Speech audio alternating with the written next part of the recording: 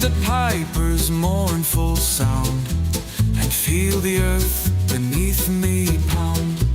The wind it whispers tales of old, of lovers bold and hearts of gold, in moonlit fields where shadows glide.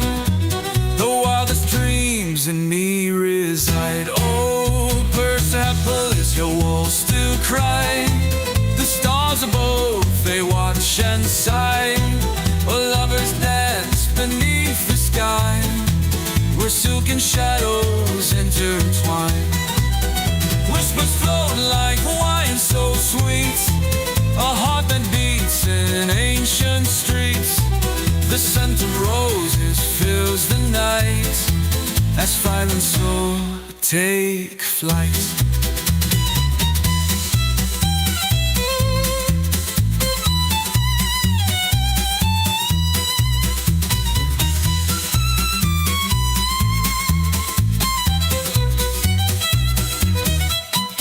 Through green and gold the rivers run, the morning light it kisses the sun. But somewhere far beyond the sea, your voice still calls, it's haunting me. In Irish winds and Persian sands, I feel your touch, the warmth of hands. Between the stars, between the sea, a love that's bound eternally. From Cork to Persia, through time we roam, two hearts entwined, one path, one home. The fiddle sings, the setter weeps, where love awakens, never sleeps. The fire burns, the winds may blow, but through it all we will not go. In every step, in every rhyme, you're with me still, across all time.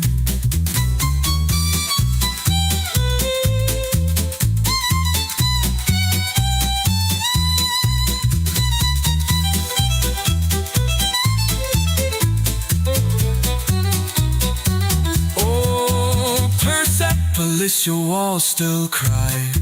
The stars above, they watch and sigh. A lover stands beneath the sky, where silken shadows intertwine. Whispers flow like wine so sweet, a heart that beats in ancient streets. The scent of roses fills the night, as fire and soul take flight. So here we stand where winds may blow, in Cork's green hills, oh, where the rivers flow. The night is young, the music's loud, we spin and sway beneath the cloud.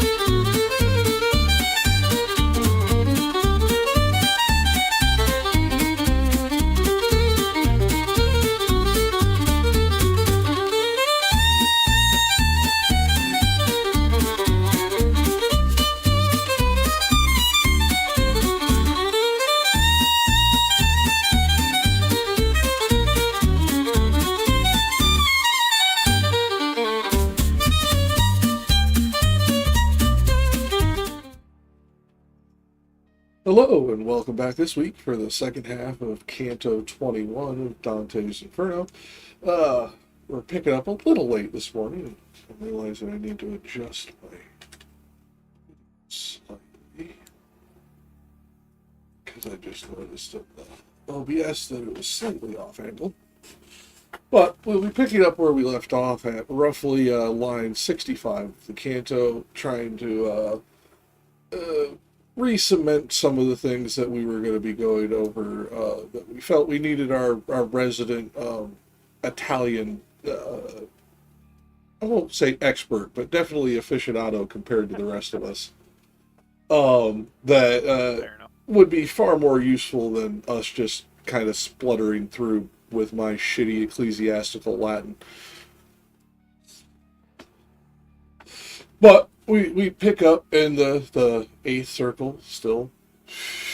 And we're passing through okay, the I brought my awkward silence to that portion.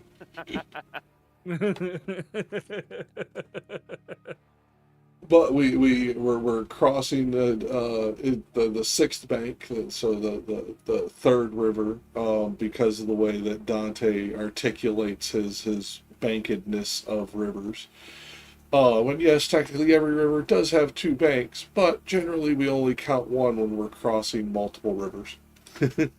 Dante, you fucking weird Italian. It's a First National, and it's also a credit union, but hey, you know?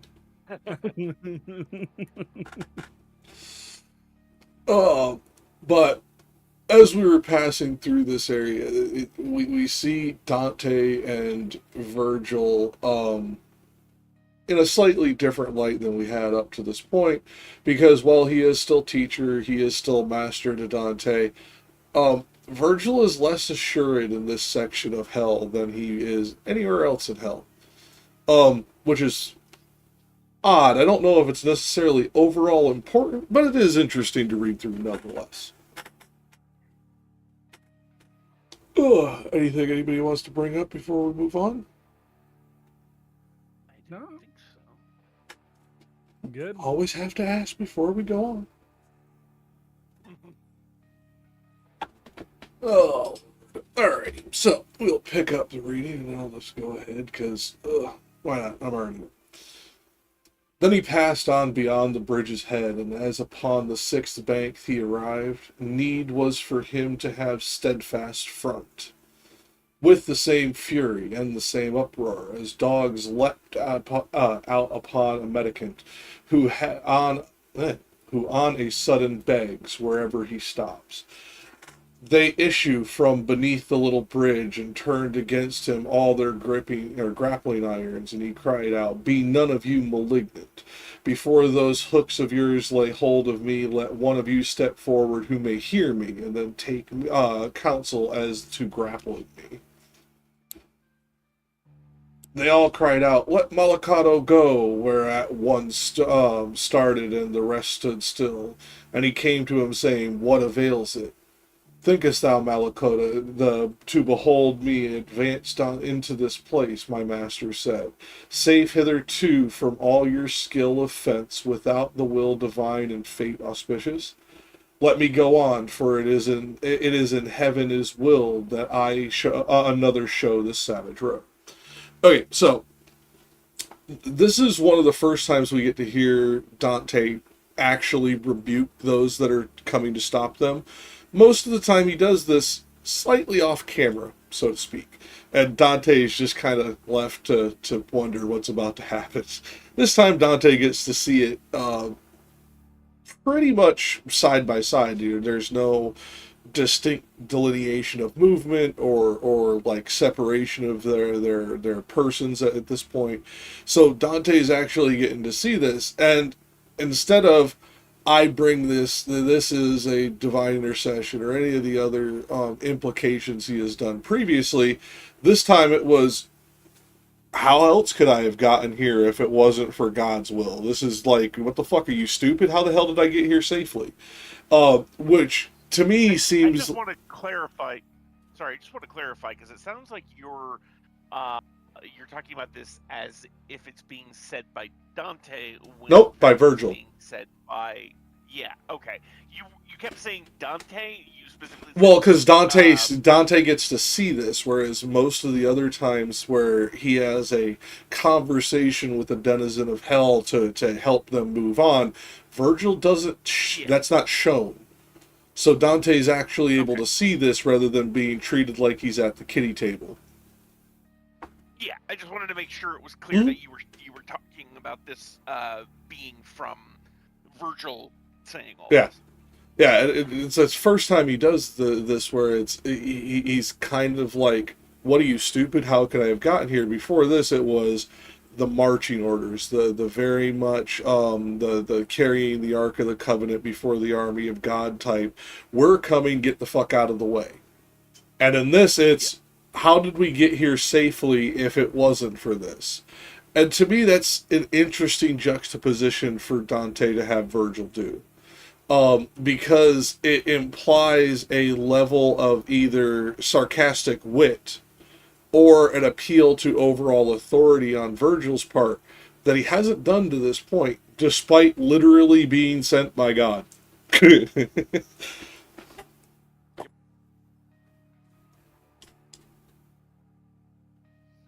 Let Malakuda go. Sent by God or sent by God's mom? I mean, we could argue over the semantics on that one from here to Judgment Day. Case in point, why there's 43,217 Christian denominations. None of them fucking agree. And this is what... Huh? I'm curious. That was a very specific number. Yes, I've looked it up. Yes, somewhere? I've looked it up. And that's just the ones that are listed. The number grows like every year. Like every year there's new denominations. I'm sure every day some jackass out there is like, fuck yeah, but we don't have records of those. 40,000 plus. But I don't have records of them. I'm sure someone, like, someone's got to be creating a new denomination every day. I don't. Non-denomination. Oh, those two, but that's my point. Is it's a They refuse to participate in any of this stuff. They which just say no, we don't have denominations. Which I always find funny because not all non-denominationals agree with other non-denominationals, therefore making themselves denominations. It's silly. Right. Yeah. It's like, I don't care what your denomination is, just own it. I'm probably going to give you shit about it if it's stupid, but just own it. Like a city having more than one First National Bank. Well, that too, but what I was thinking was like when you're dealing with the First Methodist Church, and there's 5 other First Methodist churches within like 6 miles of you. Everyone's like, oh, that's because it comes from the first convention. Then why don't any of the 5 agree with each other? Like, why am I going to go, even if they were to literally do the same exact scripture on the same exact point for said scripture, am I going to get 5 different messages from people who are supposedly of the same church? Silliness. And by the way, for any of you, though, go ahead. Sometimes they agree on the theological points, but they disagree on who should keep the collection plate. Oh God, yeah. Let's not get started on the fucking money grabbers in this situation. I was just sticking with just genuine disagreement. Oh, we add money into it. Fuck, I don't even know if they disagree or if they're just greedy. Well, this is always the case, right? Like, a lot of times you'll find that denominations have resolved their theological differences. They figured out a way, to do co-communion or whatever, but they don't eliminate the branch as they would, you think, logically would. They continue to operate as individual because they have their own hierarchies, they have their own structures now, and that's really the only reason they haven't come back together still. Even major ones. There's been times when I think at best what happens is, like, for instance, we have all kinds of rites in the Catholic Church. Like, you have the Byzantine Rite, and the only reason you have the Byzantine Rite is those are people who were Greek Orthodox, but then returned to Rome, but they wanted to keep their rituals and everything. So the Catholic Church says, okay, fine, you're a rite within the church, but you're still, it's still their own thing. They have their own bishops, they have their own, priests, they have their own parishioners. I mean, yeah, let's be honest. as much as it upsets many Christians to hear this, the only actual denomination that has any scriptural credibility is the Catholic Church, and even they can't get this shit right. They fucking split constantly over this crap. So, like, you know, no Well, matter. I would argue that the Orthodox have a similar claim.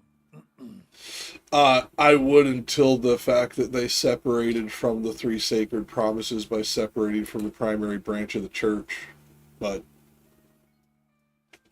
they can call themselves the most Orthodox all they want. They're fucking wrong. They would say you were right, except it was Rome that left, and they're waiting for us to return. And they can say that. Unfortunately, with the way that the three sacred promises were given and who they were given to, that doesn't work. That's like saying, I give you the keys to my house, and I say, watch my cats. And then somebody else walked away with the keys from your house. It doesn't fucking matter. Like, you were the one that were handed the keys. You were, like, they can steal any of the culture. They can steal any of the quote-unquote authority they want. In reality, if we are going based on the holy book that they all claim to consider to be infallible, or at least imperfect revelation of the infallible, they're wrong. They cannot back it up scripturally. They can only back it up dogmatically. And every time that they try to do that, they have to appeal to something in the 5th to 8th century, which has no biblical authority. Like, yeah, I mean, I've been in Sunday school, like Orthodox Sunday school, you know, and I was the only Catholic in the room. I was making these same arguments, but they actually have pretty good responses for all of them. Like, they're not bad at. They acknowledge all the same facts. Like, there's no disputes in fact. They have to, because if they don't, they create more schism. Yeah. But this is what I mean. They walk the walk. They literally haven't had a church council since the schism. So well, but they deal with cell phones and shit. Like, I don't know.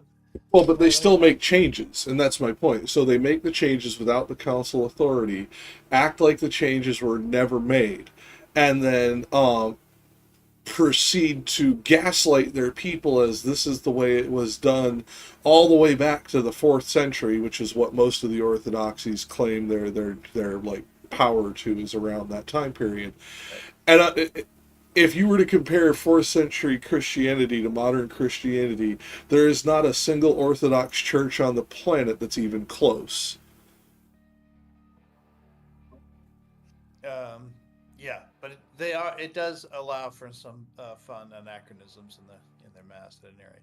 I mean, that's true. But if we are going to go by the orthodoxies, the ones that have the most relevance to the original faith, it would be the Ethiopian Orthodox Church, and even they changed a bunch of shit.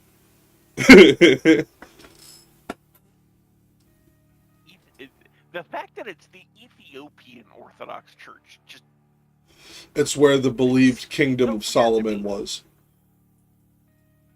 The expanse between the kingdom of Solomon and the Queen of Sheba's domain is in this area, and therefore where they believed not only did Solomon bless Sheba with a child, but also bestowed on her the Ark of the Covenant, which is why the church at, I forget the name of it now, but there's a place in Ethiopia that claims to still hold the Ark of the Covenant to this day. And they have a guy that guards it, that his job is to guard it, and they mysteriously die every 2 years while guarding it. Yeah. And there's a lot of conspiracy theories as to what this may mean, blah, blah, blah, blah. Like, honestly, if we're going based on the little bit of evidence we do have, because they don't let anybody fucking examine this shit for anything worthwhile of scientific evidence, but the little bit of evidence we get of every single caretaker gets cataracts and dies within 2 years of becoming the caretaker of the Ark of the Covenant. If this is the real Ark of the Covenant, and there is some stone tablets with some shit carved on it, it was probably carved on some uranium ore.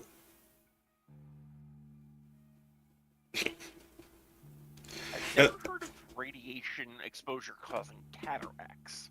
Oh yeah, long-term high-dose radiation causes cataracts, 100%. I figured they would have a plethora of other symptoms before, And they do, I would- usually, which is why most people...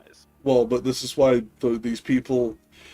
There has been caretakers as young as 40 years old who were fit and healthy who are dead within 2 years, Ancom. Mm-hmm. Fair enough. They take on this role, and they never last more than 3. The longest ever caretaker was 2.5 years. You think it would be easy enough just to get a Geiger counter out there? Except for that getting anywhere near the church, you have to go through multiple church grounds, and they don't like even cameras being near it without permission. Yeah, good luck getting a Geiger counter in there. So, someone just needs to slip a radio code in the pocket of the guard at some point and let it. No, just put a drone, well, no, drone just with put, a Geiger counter. no, just put a wearable dosimeter with a recordable like record of like each time it takes a reading. Just keep it in your pocket and walk around. You don't even have to hold the damn thing. All you'd have to do is know where you were at what time, and therefore be able to track where you were in the compound based on what recording is being read at that time. It'd be super simple to do. Yeah, I mean, yeah, if you could like a radio code connected to your phone to where it was tracking radiation levels, time, and position would be very easy. Well, I was thinking easier just dosimeter with a record, because that can look like something you'd slip in your wallet, whereas they take your phones before you enter the church. Gotcha. They don't like cameras around this place. Like, it takes like almost 2 years to get the ability to photograph the outside of the temple. Oh, gotcha. Like, the BBC had to pay these people a ridiculous sum of money for the first like ever documentary about this, the first time this temple was ever video recorded. The BBC fought for like a decade to do that. I see. Would the area also be radioactive? Like, it wouldn't just be the No, because this isn't refined uranium, it's ore. It, like the affected range would be 15, 20 feet-ish. It's refined uranium that's super dangerous. Yeah, most likely this is beta radiation, so it doesn't take much to shield against it, but alpha wouldn't be able to have the kind of effects that we're talking about. So and because of the way uranium decays into lead, like if it is just raw ore instead of refined ore, it's also self-insulating itself as it decays. Like, there's all kinds of variables that go into this. Which, honestly, most people who are here for Dante don't give a fuck about radiometric dating enough to pay attention to what we're talking about right now. We should probably move on then.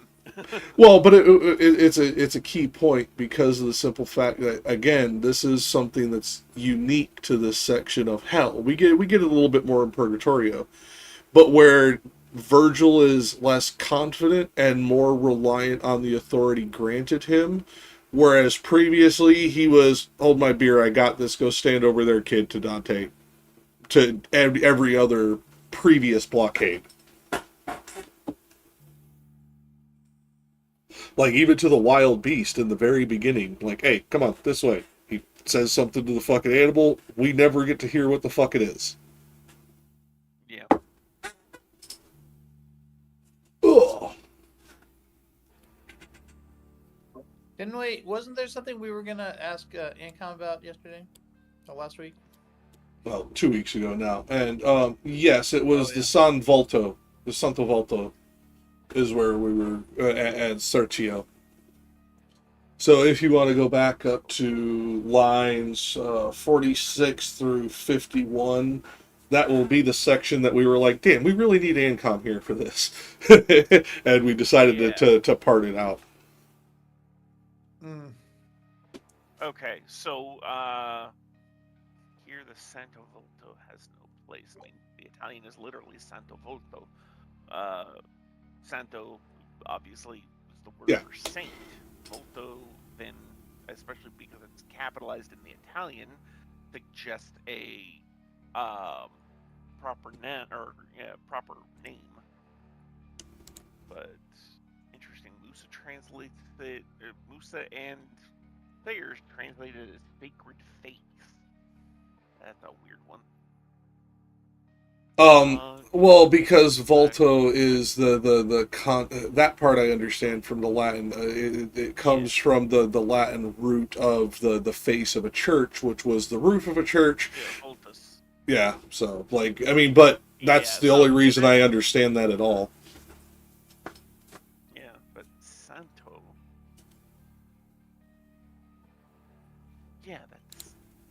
Yeah, this is why we got confused, because I don't know of a Saint Volto. Okay, no. Santo can also be used as as an adjective to mean holy.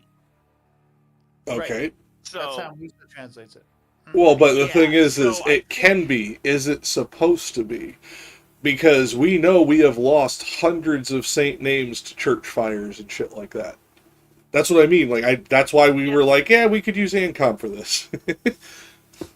Well, so if I were to just kind of take the context of the passage, the other saint rose against the demons under cover of bridge cried, "Hear the Santa Volta." Yeah, like it makes more sense to me from the context for this to be referring to something more abstractly, not a direct name, not like a Saint Volto, but rather a, the holy face would be, yeah. Yeah, Musa says in his footnote there that the holy face is a specific crucifix at Lucca that they're referring to. That's just what they call it, though. Yeah, and it's because of where it's held within the vaulted ceiling of the cathedral. Yeah, that's why I was able to figure out the Voltus root, because of what the Catholics use it quite a bit. So apparently the So stroke that they're doing when they're swimming made them look like that stretched out crucifix. Yeah. So the only problem I have with that is the ordering, because when you're talking about the Holy Face of Lucca, Italian is Volto Santo di Lucca. So because Italian has a slightly different noun adjective structure, they put the noun before the adjective, whereas English tends to put the adjective before the noun. So the fact that in this case the adjective is before the noun is a little odd. However, it's 14th century Italian versus 21st century Italian. That's a grammatical change that could easily have taken place over the interview. Well, it also could be an alliteration. We are talking about a poet that spoke Italian fluently. Yeah. Right. Yes, because Volto actually comes at the end of the line, and it rhymes with the offset lines to previously. So we have line 44, Fumastino Seolto, 46, E torno su convolto, and then Haloco il Santo Volto. So yeah, that very easily could have just been done for the rhyme scheme. Yeah, but without you here, we did not want to make a hard and fast guess with mistakes obviously going to be made by our shitty Italian. Yeah, so I mean, I'm looking at this, and it would be like saying face holy in English. It still understand what it means. It just sounds weird. But if this is being done in poetry to fit a rhyme scheme, then it seems less out of place, just because, artistic choice. Well, it also hits the meter banking as well, because the meter to those previously rhymed lines that it's hitting also have the same stress to relaxant to the last word. It is almost Yeah, a but way since, to but that you could prolong it with a elongated pronunciation of the word for emphasis to do it in a just performative way. because just because Dante wrote in iambic pentameter, Santo and Volto are both are individual iambs. So trading their place doesn't really change the meter so much. But if you're fitting the rhyme scheme, Volto rhymes with Ciorto and Well, Convolto far but better than meter's Santo. not just the particular syllabic laying. It is also the particular stressors within the word as well. So Santo Volto, you end up coming from a rolled tongue to the toe as opposed to a hardened palate touching tongue to the toe. And our linguist is getting Makes ready sense. to light me up like the Hindu festival of Diwali. What did I say wrong, Despy? I saw that look. Not nothing. You Okay. know, I'm just like, I was like, what did I say it's wrong? all good. Shit. Because you leaned forward and looked at the camera. I was like, oh, fuck, I'm in trouble. Okay, but now we get back to the reading. Because but there was one other thing I wanted to point out. Was 37 to 39. Remember that? I was wondering why you had changed the text in the document to red there. Yeah. Because Yeah. he's just all right. So in the Musa translation, read 37 to 39, but with a New Jersey accent. oh god, Oh God. Okay. I Shouted remember from a this part bridge, "Hey, now. He shouted from a bridge, "Hey, Malabranch, she's one of Santa Zita's elders for you. Stick 'em under. I'll go back for more." That may have been more Boston than Jersey, just because Yeah. that's where I live. But Yeah, that was I definitely just a thought it sounded Southie really hint. funny. It sounded almost anachronistic in the way. Hey, Malabranch, here's one of Saint Zita's elders for you. yeah. Hey, Stick 'em Malabranch, under. here's one of Santa Zita's elders for you. You stick 'em under. I'll go back for more. It sounds very mob. Yeah. And the other thing with that was funny was Sayers also does a funny translation. And instead of saying Malabranch, she says Hellraker ship. She's actually translates the word. So that was interesting. Because Malabranch really is just like a bad branch from a tree, something like that. Or a And, bad you can tributary of a imagine river. that multiple branches growing out from a common spot is kind of a rake, right? So that's why he says Hellraker ship, like literally a ship with a rake. So actually, a Malabranca would be bad or evil claw or talon. So Hellraker ship, a rake could be referring to the way a bird's talon would scratch at an opponent or a prey animal. It would rake at them. Hell is, again, Hell. artistic. Well, Yeah. and remember, in the So 14th century, you also had the rake of a ship, which was something that was used on certain combat vessels. As you went past an enemy vessel, you'd basically drag big iron spikes along their fucking hull. That is actually something that happened in the 13th and 14th century. Yeah. And I don't know then which version they're applying to this translation, because they're the only ones who use that fucking word. Yeah, and interestingly, within the Italian etymology, this is really the only place you find this term. Is specifically in the Divine Comedy. It's Hellraker the ship? etymology. No, Malabranch or Malabranch. Oh, I see. Rather Yes. Malabranca, because Because it is put as a pro. but it's also it's set as a proper noun in both languages, which means this is probably, at least in my opinion, based on what I know of demonology, this is probably an actual named demon that we in modern times have lost the grimoire of their original meaning. Like, personally, that's where I go with this, because proper names on a name like that is usually an indication of a demonological connection.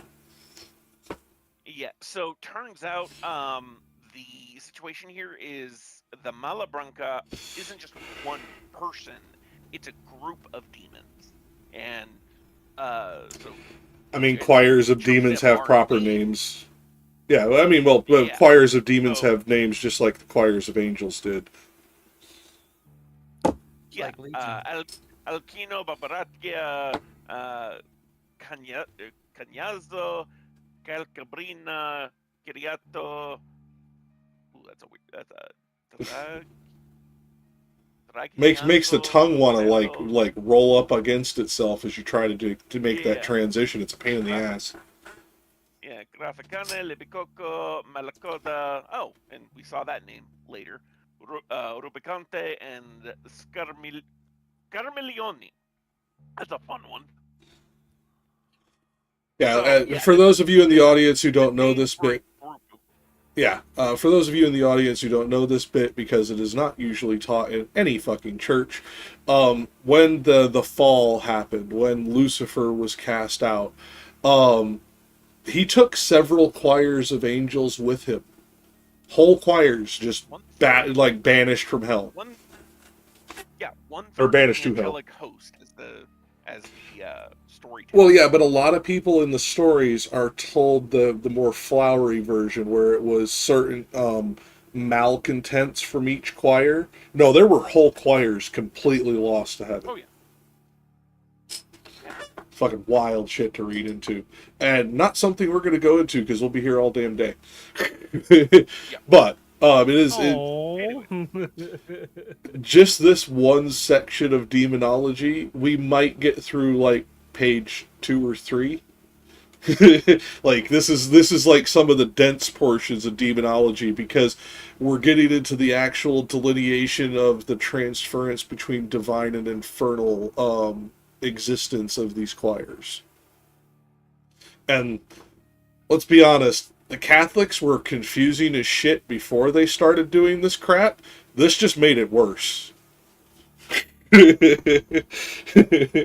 Like, what's really interesting here is that in Italian, this word shows up in 2 places, etymologically speaking. One is here in the comedy. The other is a borrowed surname from French. So, that's fun. Sure. Oh, excuse me. Okay, so we've gotten back to the stuff that we wanted to get to from 2 weeks ago, and now we've gotten on our slight diversion that I knew we would get onto when we got back to it, which is why I tried to do this at the beginning. But we forgot how far back we had to go. Go ahead. Belabor the pumpkin. The gourd. Prudence, my good man. Prudence. Temperance.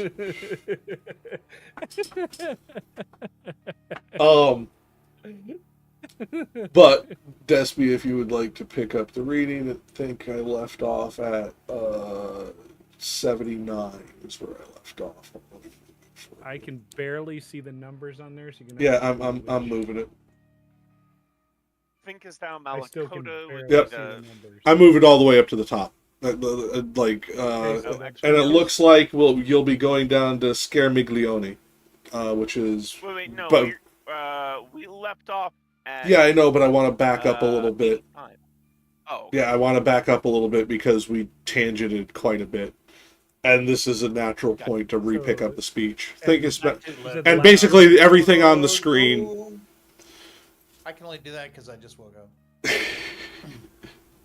Is that? And you said down to Scarmiglione? Yeah. So basically everything that you can see on the screen right now, because it's a natural block of text. Okay. So thinkest thou, Malakota, to behold me advanced into this place? My master said, safe hitherto from all your skill of fence. Without the divine and fate auspicious, let me go on, for it in heaven is willed that I another show this savage road. Then, when his arrogance so humbled in him, then was his arrogance so humbled in him that he let fall his grapnel at his feet, and to the others said, now strike him not. And unto me, my guide, O thou who sittest among the splinters of the bridge, crouch down. Securely now. Is that securely? Securely now return to me again. Yes, that's the word. Yeah. Wherefore started and came swiftly to him, and all the devils forward thrust themselves, so that I feared they would not keep their compact, and thus beheld I once afraid the soldiers who issued under safeguard from Caprona, seeing themselves among so many foes. Close did I press myself with all my person beside my leader, and turn not mine eyes from off their countenance, which was not good. They lowered their rakes, and wilt thou have me hit him?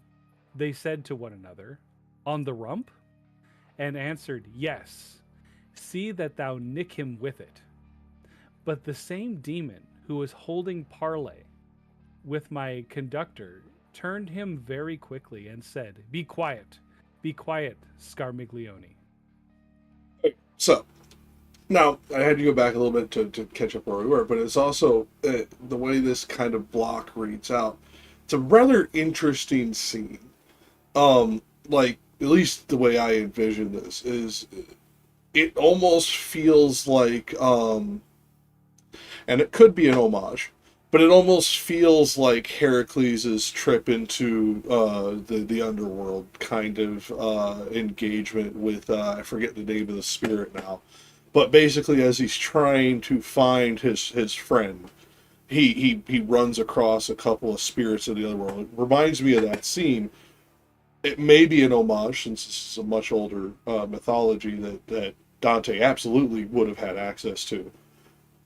But I can't say for certain because it is distinct enough to where it could be unintentional. Mm-hmm. It's interesting to note that Sayers specifically is translating the names because not just Hellraker, but a lot of these demon names, and it's because she says that the names all are basically puns for various different Florentine officials, and it's impossible to get that if you leave it in the Italian, both because we don't speak Italian but also because we don't know the officials like in question. So But Sayers also avoids demonology in almost all of her translations, and I think that comes from the fact that she actually believed the names of demons had power, which she alludes to in a couple of her notes. I can't say for certain, but at least that's my impression of it, is she didn't use the names for multiple reasons, one of which was aversion. That's not the explanation. That may well be, but that's not the explanation she gives here. All she gives here is that English names will works better for the rhyme and meter. But but I'm thinking it's a combination of both. Translating them, she's not even translating them particularly well. Like she's translating them in concept as opposed to literalism. Yeah, but the problem is, I can make more sense of the name Malakota than I can Belzecu. Like I have no idea what that's supposed to be. But like Malakota, I can tell. Okay, so Mala, evil, Coda, end or tail. So yeah, literally evil tail. Yeah. So I think evil tail is cool. But is Belzecu English in some way that escapes my detection.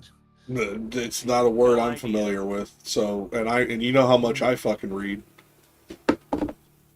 Like, this is the only place I know of it to exist is in Sayer's translation. So, if she I came up with Googled it, real quick. I googled it real quick, and Belzecu is also the name of character in Final Fantasy VI. So, you know, that's Certainly stolen from Sayers, I'm sure. possibly, but that's my point. It could be something she made up, or it could be something that we could have access to if one of us felt like figuring out what the etymological root of the word was and like digging through that language. That's the problem with some of the translations that you can get in any work, by the way. This is not true of just Dante for those in the audience. This is any translation you run into this problem where occasionally they just make shit up because they don't know the answer. Yeah, it seems to me keeping the Italian would make more sense just in terms of future scholars referring to one or another, to avoid confusion or something. But Well, especially I because understand it why she wasn't did it. until She her did it later because publications that you get both. she did That it because if you're a native Italian speaker at that time, you would immediately get the pun when you read it, and so she wants to get as close to that effect as possible. But I'm not sure if Belzecu does that. and here's my thing. Let's just say it did, for the sake of argument. Yeah. Would that then imply this particular leader or leaders that she's saying that she's alluding to? In my personal opinion, no, because she's trying to translate a nickname that was used as a essentially insult for these people behind their back that may never have appeared on any record, and therefore once the context of that nickname is lost, you only have the nickname to go on. And an example of this is what's the word? I'm not butcher this pronunciation.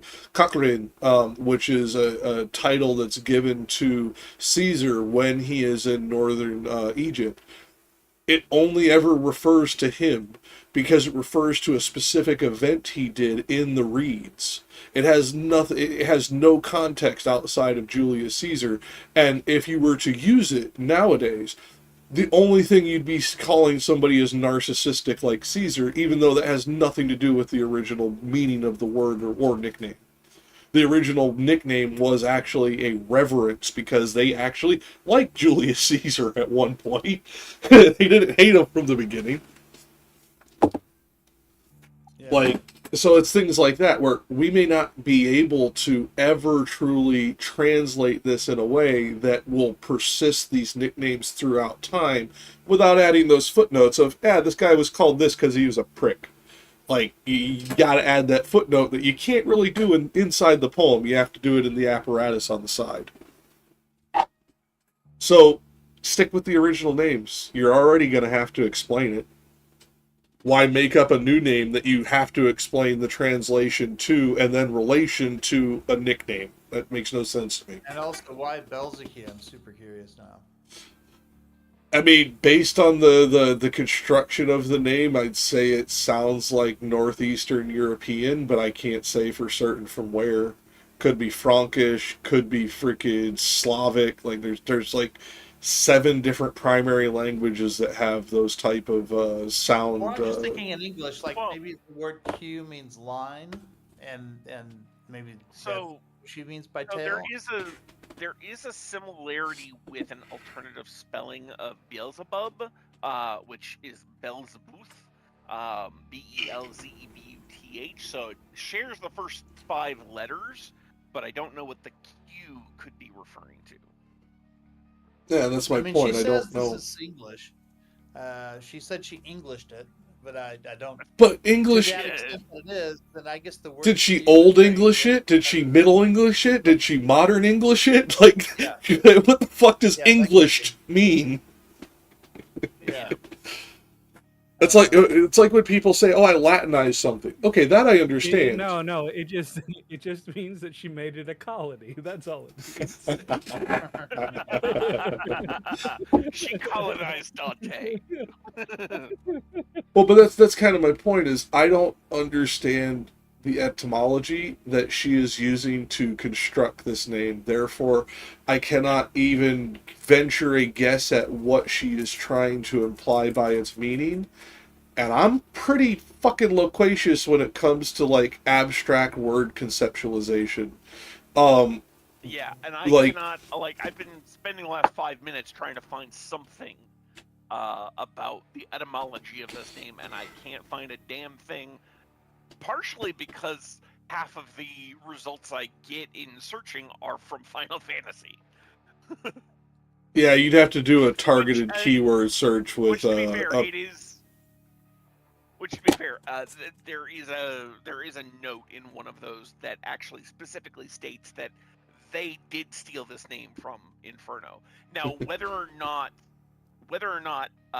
this is an original translation of Sayers, I don't know, because there have been so many different English translations of Inferno that have, or of the comedy, which have. Well, because our specific footnote is on this exact line, and that's the one that said I English the names, then I Oh, okay, assumed it was her directly.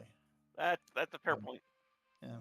well, but that's my point is I don't understand how she Englished it. I don't know which version of English she went into because English isn't a singular language as many people like to misunderstand it to be. It's like 7 different languages, and that's just if we stick into the non-dialectical fucking separation within English. Like once you get into the dialectical separations, you're into like what is it, a couple thousand? Like it's ridiculous. So it's like it's one of those things. I don't understand what she means by English. Like I was saying, I understand what Latinized means. It means they use something other than Latinized lettering. We're gonna put Latin lettering on that so that you can pronounce it because you don't understand chicken scratch. Like that's all that is. It's I am gonna write this as phonetically as possible to say the word that you mean, but so that we can read it. Like that's a totally different thing. English, we just make shit up. We just cram shit together, steal shit from every language around us. Like, what does that mean? I don't get. Don't. She needs to be more specific. Bad translator.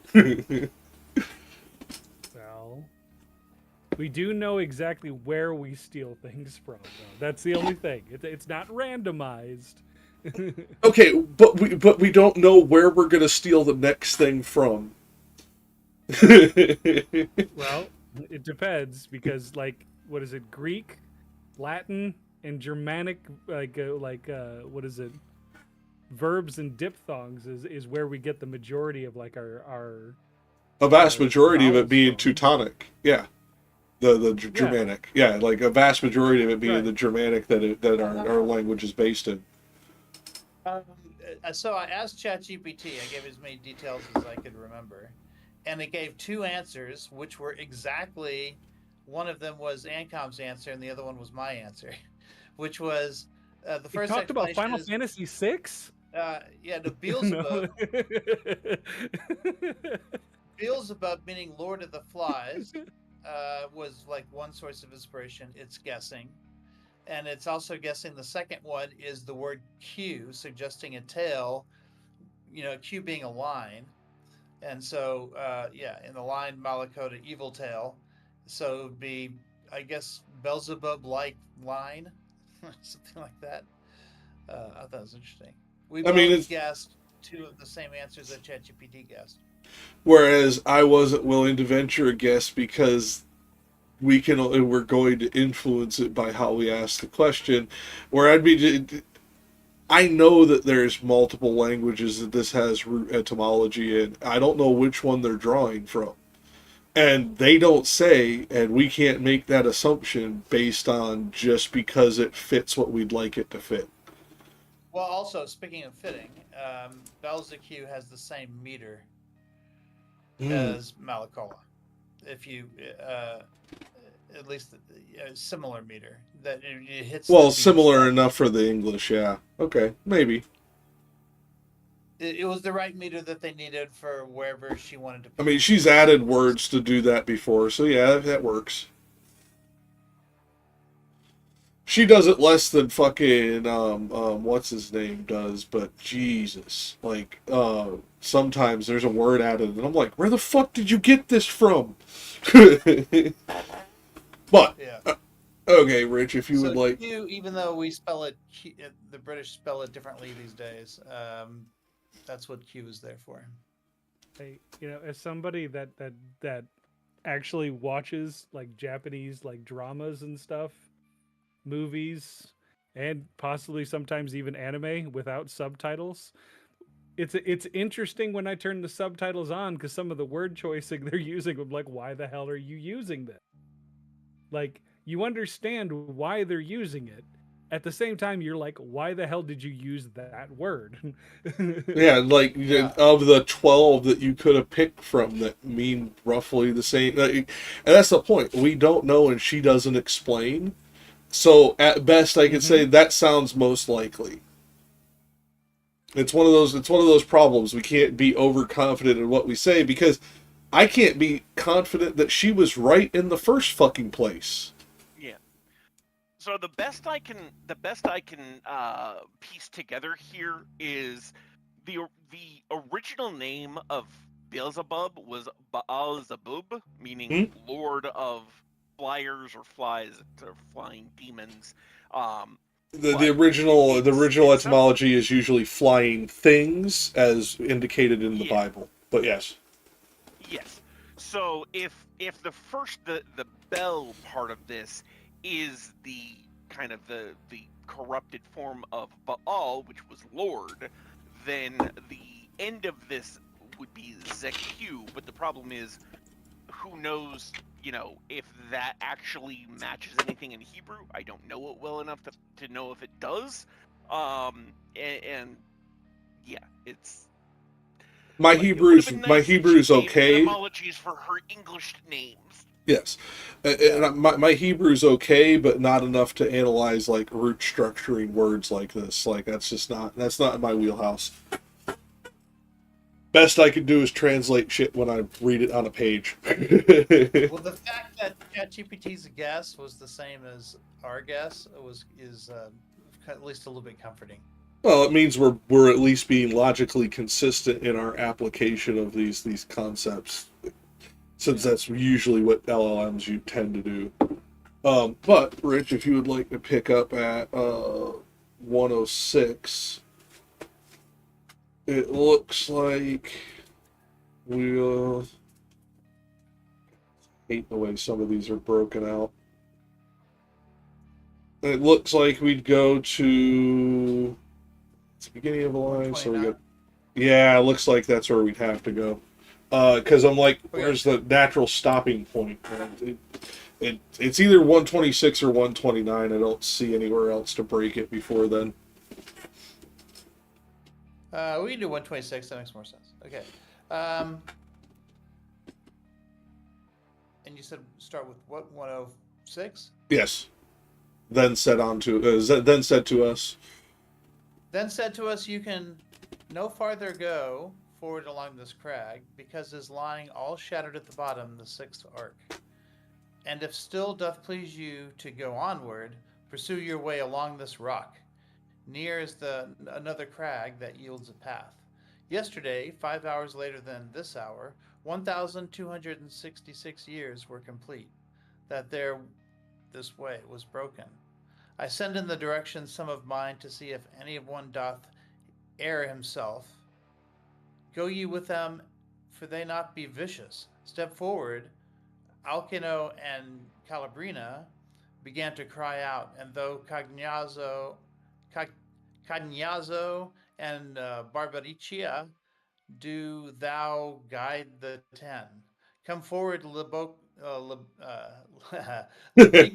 and Draginazzo, and Tust Cirato and Grafiacane, and Farfarolo and Mad Rubicante.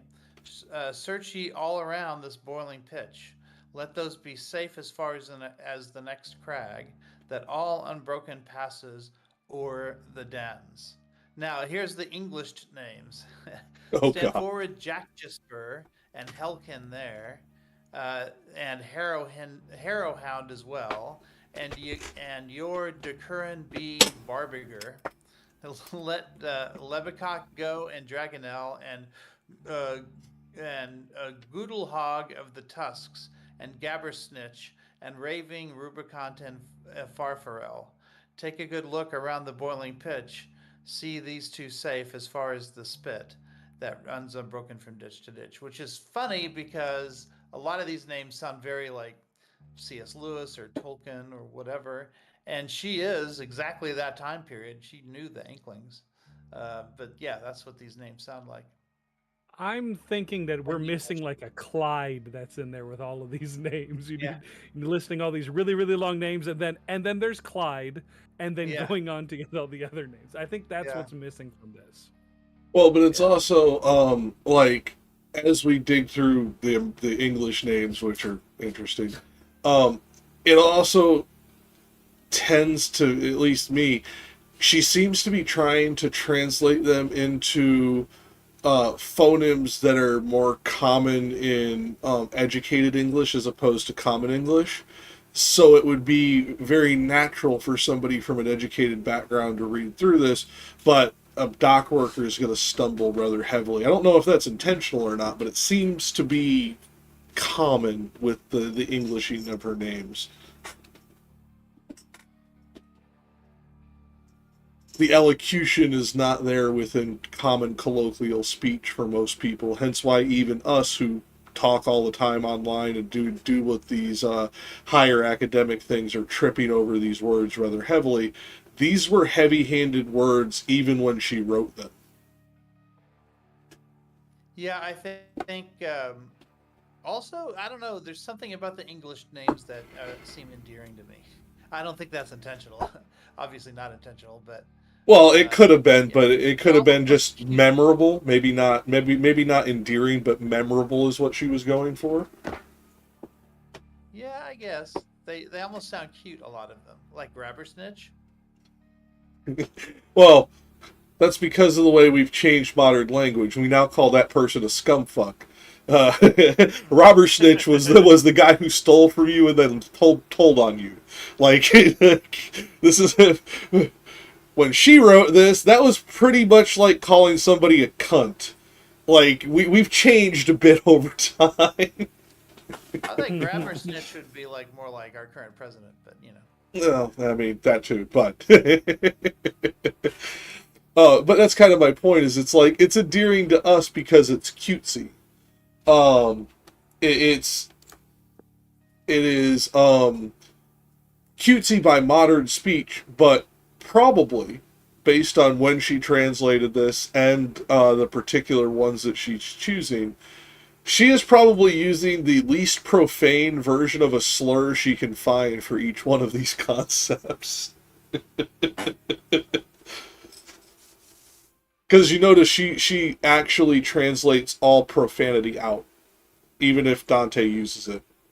Yeah, some of these I get. Like Hellkin makes obvious what Hellkin would be. Harrowhound makes sense, right? But Hackjisper, I have no idea. Dragonel, except for the fact that it's etymologies of a dragon. Other than that, I don't know why she'd pick it. But there you go. Yeah, a lot of these I don't know. So going through the Italian etymology for Dragonazzo, it's a blend of drago, dragon, and schignazzo, which means to sneer or guffaw. So literally sneering dragon. Or Dragonel, smiling dragon. yeah. This could indicate somebody with a cleft lip where their mouth is always presenting canines, etc. Like, you got to remember, some of these things are going to be extremely on the nose as to how they get their nicknames. Insults didn't have to be clever. And at least she's with probably- the Yeah, as it, she's Englishing it, she's going to continue to want it to have as close to the original meaning as she can get. Guttle Hog actually makes a bit of sense because Giriato is likely from Giro, which refers to hogs or pigs, and then Atto, which is like a diminutive suffix. So, Little little pig. pig would be, yeah. Yeah. Oh, the tusks. Well, Yeah, well, I mean, the other translate, like, he's mentioned it to be toothy or tusked in the Yeah. Italian. So, well, That's but probably the better translation. I do find it interesting that Farfello and Rubicante are just Rubicant and Farfarel in her Englishing of it. So some of these she changed drastically, and some she just kind of didn't really touch. Right. Interesting. well, like I said, my personal opinion, and this is an opinion, not fact, but it's her way of trying to make it more proper because she translates out all profanity every time. Even if Dante is very specific in using a profanity, she does not use it. Yeah. I can't say for certain that that's intentional, but it seems to be. I don't know what else it would be.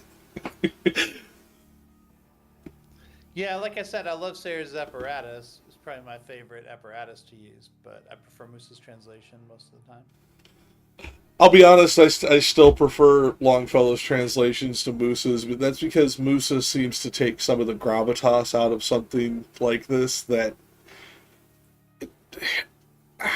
how do you do Yeah, that? like Toothy. He says Toothy. Longfellow says tusked. Yeah, Well, and toothy just makes you think of like, some English bloke with big gangly teeth, whereas tusks, imply big deformity. coming out of the Human-like. face. Yeah. Yeah, it implies a deformity of some kind, either in character or in form, as opposed to toothy. That could just be a motherfucker with an overbite. Yeah, like you typically hear toothy used as an adjective, like a toothy smile. Just means a smile that's showing a lot of teeth. Yeah, it doesn't give the same connotation. Well, and like grabber Toothy can stitch. also mean somebody that said something they shouldn't have and are only be able to show a few teeth. I mean, or did something they were supposed to and still only can show a few teeth because they're a hockey player. Sorry, couldn't resist. Couldn't resist. um, You ain't lying. No. I mean, I'd have to go grab it, but like I am definitely one of the bigger hockey fans of probably anybody you've ever met. So much so that I have a signed copy of a photo of Gordie Howe and his two sons from the WHL back before WHL and the NHL rejoined. Yeah, like I have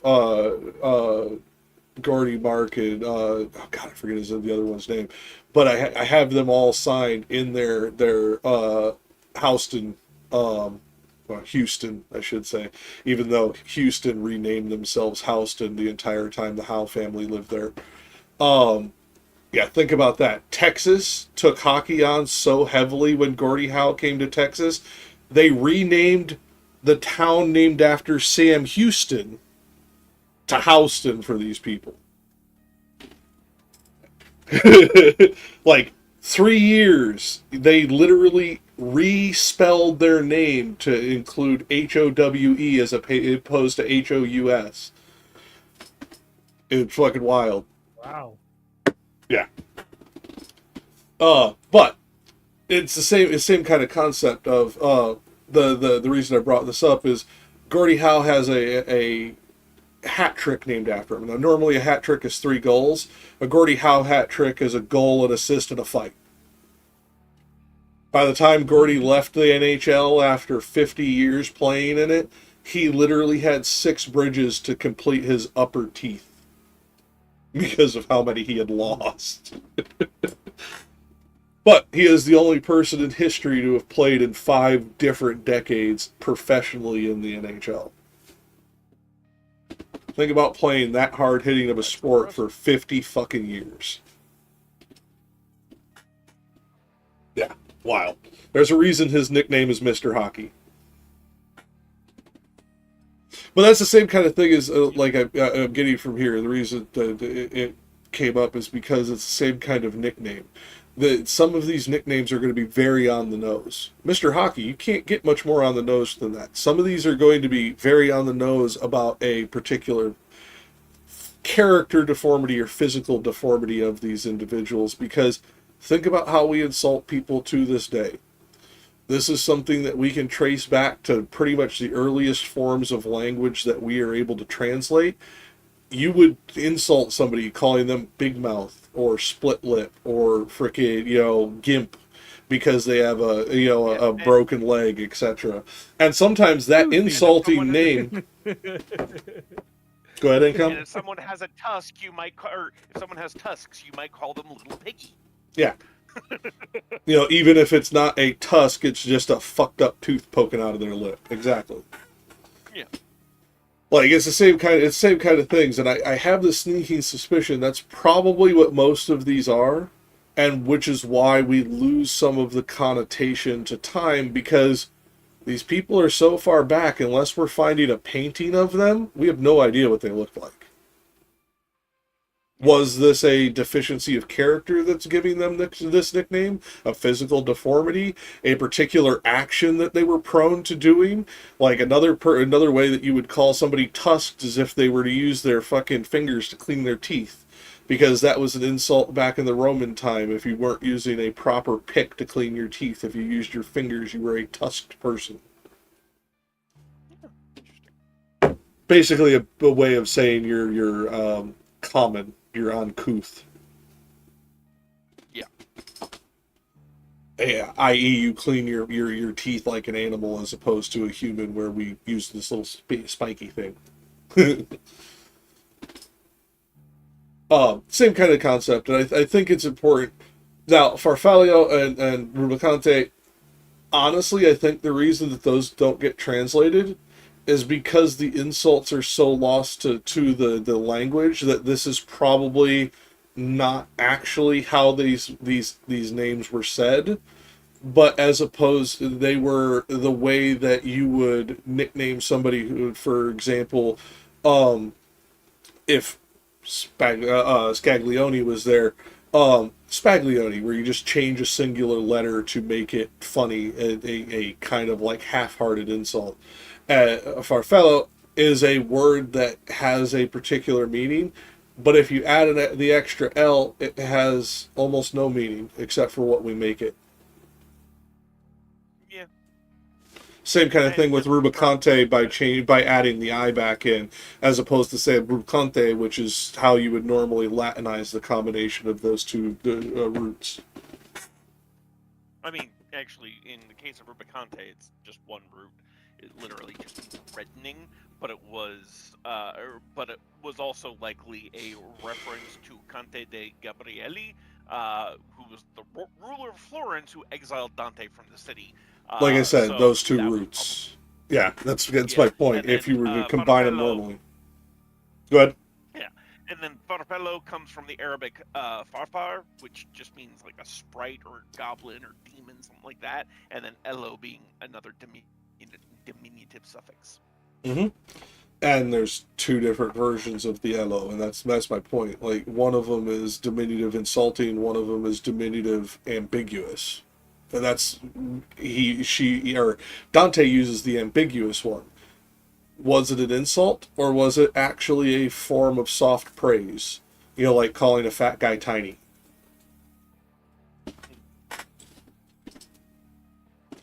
These are things that we have to consider, because if your teacher tells you they know, they're full of shit. Like, these are things that come down to the intentionality of the writer. We don't know his thoughts, and he didn't fucking tell us why he chose the things he did. We have to make certain assumptions. And if your teacher gets pissed by you telling them they don't know what the fuck they're talking about, send them to me. I'll gladly take your professor to task right here on this channel for you. Because anybody who says they know these things for certain is stupid. Yeah, Sayers argues that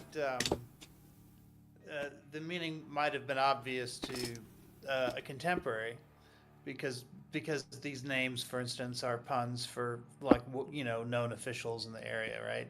But they're obviously not going to be so clear to us because we don't know who these people are. Well, and we don't always necessarily know why these nicknames were applied to them either. Therefore, to understand the significance of the nickname, like that's part of the issue. Like, I mean, for example, Rich, most people our age, if we were to say somebody, gold watered this, they're instantly gonna make certain assumptions connected to that. Somebody in 60 years is not going to know who the fuck Barry Goldwater was, let alone understand the connection of Goldwater. I really only know him. If we made a joke about sweet curry. Yeah. Like, I really only know who Barry Goldwater is from, from previous conversations, like when people were starting to, talk about how Trump seemed to be, mentally ill. They were talking about the Goldwater rule, which was based on Barry Goldwater's presidential run, and how Hillary Clinton was a staffer for Barry Goldwater's presidential campaign. Like, I hear about him only in sort of those tangential references. I know basically nothing about him other than he was and this is my point. And you were in the 60s. And you were technically alive at a time period where this was a known, used phrase, and you still know so little about this person that the context is lost. How the fuck are we supposed to get that from 1301? Yeah. Like, there's just only so much we can do, unfortunately. Unless the translator gives us what they're basing it on. All I can say is we can just ask for some divine revelation and we'll find the meaning, okay? Yeah, and we'll all be dead and dust before we get that answer. Like, even for the believers here, like, yeah, none of us are waiting on that one. It happened. And we have a progressive revelation person here, and even he wouldn't wait for that. Yeah. Oh, I can wait for it. I'll be waiting a long time. You'll be dead. That's kind of the point.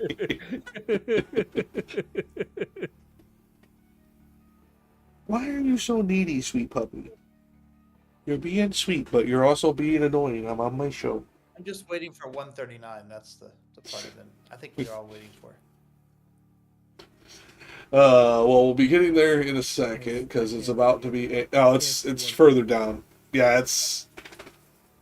Is there a Lamentations? Is that what's going on? No. There's something even greater. A yonder? There's a yonder. Kind of. But if you want to pick up Ancom, we're at 106. Oh wait, no, sorry, not 106. Sorry, I scrolled too far. It was too far back. Ugh. Sorry, we were at 120. No, we were at 124. Sorry, I had scrolled too far back because we had went back up to talk about a previous section, and I didn't remember I rolled it up. Yep. All right. Search ye all round about the boiling pitch. Let these be safe as far as the next crag, that all unbroken passes o'er the dens. O me, what is it, master, that I see? Pray let us go, I said, without an escort, if thou knowest how, since for myself I ask none.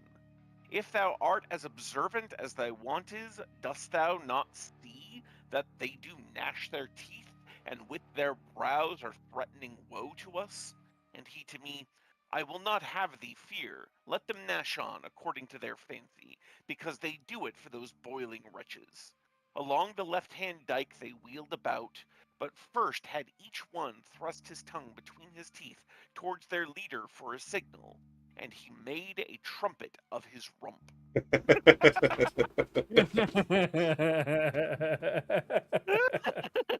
That's amazing. That's fantastic.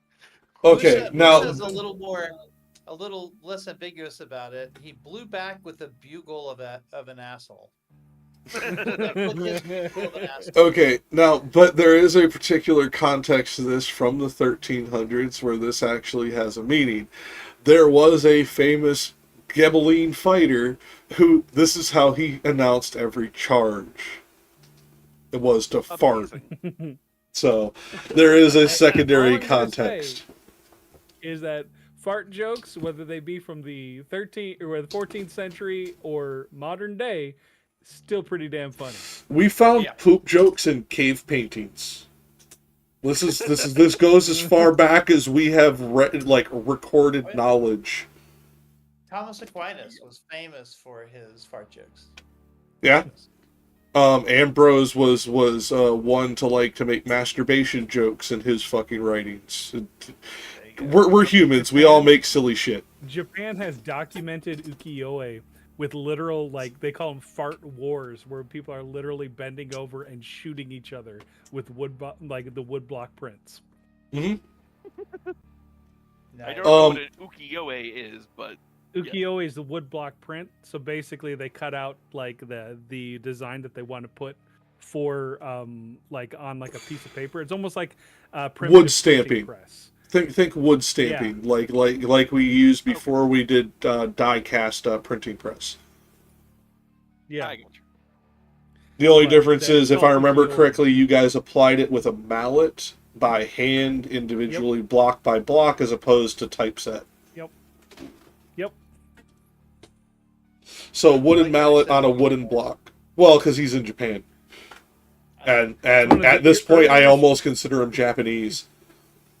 Well, he's been there long enough to where he's not just in Japan. You're starting to identify. Well, him he's got kids and a wife and a house, a mortgage. A little bit more racist than that, so I'm not sure if they would agree. Well, I don't know. Like I still get weird looks when I tell them my last name, because I changed my last name to my wife's last name. So. Well, that's not uncommon in Asia. It's really uncommon in the West. Yeah. Like, it's really weird to people here to even think about that. Whereas in Japan, like, taking on the wife's family name depends on whose family's name is more auspicious in a lot of cases. Well, there's that, and there's also, caste level, like the traditional Japanese caste level. But the main thing is that, like, traditionally, and we're talking like pre-Nara, like Asuka period. What is it? The part where my knowledge kind of stops at. Well, basically, what would happen is you had the family name is more important than the family blood. So, like, blood plays an important role inside of like an adopted son could be just as important as a born son if they were of greater importance, etc. So, yeah. I was getting to that. Oh, so yeah. Basically, what would happen is let's just say that somebody has a a guy has 3 daughters and no way to pass on his family name. What he would do is he would go to a neighboring village, find someone that has 2 or 3 sons, and then ask to adopt that son. That son then takes the family name and then marries his daughter. And from henceforth, that son is treated as if he's a bloodline relative to the father the adoptive father. I forget the line, but there was Which is also why my father-in-law treats me like I'm his son. Yeah, I mean, there's a lot to do with that. I forget the family line, but there was one where they trace back like one of the noble family lines in northern Japan, and the genetic line just completely changes about 1600. Like, there's no genetic similarity, but according to the records, they're all the same family. Yep. I forget. I think it was. I think it was the Yama. Yamagubi. It means a child of the world when it's translated into English. I forget the exact name now. Well, I just okay. remember that context in quotation marks next to it in the National Geographic article. That's why I'm having trouble with Japanese name. I'm remembering the thing they gave it, the title they gave it more. But yeah, it was the genetic similarity just ends, and they suspect this is because all of the blood sons were killed in battle. Because that family was very prevalent during those wars back then. So yeah, this was a debate. I used to have this debate back when we were debating what is a family. You remember that whole discourse? That was like Right. 20 years ago. And I was trying to explain to a conservative, hey, listen, traditionally, like Romans, for instance, like considered adoption to be like the same as having children. Like you're more a so. family. No, more so. Yeah. Adoption was Yeah, considered a higher position in the family because you were a chosen member. It wasn't something that was by fate. Famously Octavius, right, who was not actually the son of Caesar, but still got to be, 100%, yeah. considered such.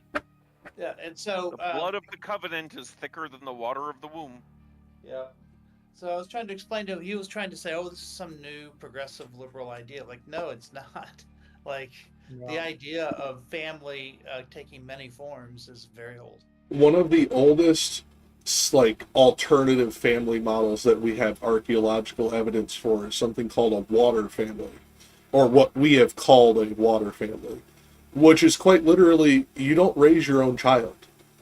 Another member of the tribe raises your child, and you raise one of the other tribe members' child. You never actually raise your own offspring. That was 62,000 years ago that we have records of this. Do you know what it could have been, Jack, with that particular instance that you were talking about there? It could have been that somebody actually had like an indentured contract, like in essence a slave contract with somebody that sold their child or whatnot, and actually got that child that was part of that family household to become their daughter, to then go to a neighboring village to adopt a son that is going to marry that daughter to carry on the family name. Or it could have been probably, or all of the male offspring were killed off, or I mean, there's so many different ways that this could play out because of the way you guys view family. I don't even want to venture a guess. I'll just say we know there's no genetic similarity at this point, and there was a lot of bloodshed at this point, so probably. Well, the thing is that like for Japanese people, like the where somebody comes from, like people just won't even bat an eye on that. Is their name on the family registrar? Now that is the bigger question. I mean, going back to a conversation, family registrar, that's a problem. Case in point, the thing we were talking about the other day with Yasuke. He appears on those family registrars. That's important. Yes, that's important. It's extremely important. Yes. That's kind of why the Japanese government was pissed with Ubisoft with the recent what is it, video game that came out. Like, guy's actually on a family register, which means that he's a part of of an actual Japanese family, which means that you can't fuck with that like shit. Doing stuff like that actually it brings dishonor to that family. That's what I mean. You can't fuck around with that. They don't play games with that, especially if you don't ask permission of that family. Now the family can grant that permission. Mm-hmm. What was that, Rich? Did Ubisoft correct that? No. That error? No. They made it worse. They basically told the Japanese government to go fuck themselves. Yep. Not in so many words, but in action. Right. Because not only did they not change it, they re-added in stuff that they had previously deleted. Wow.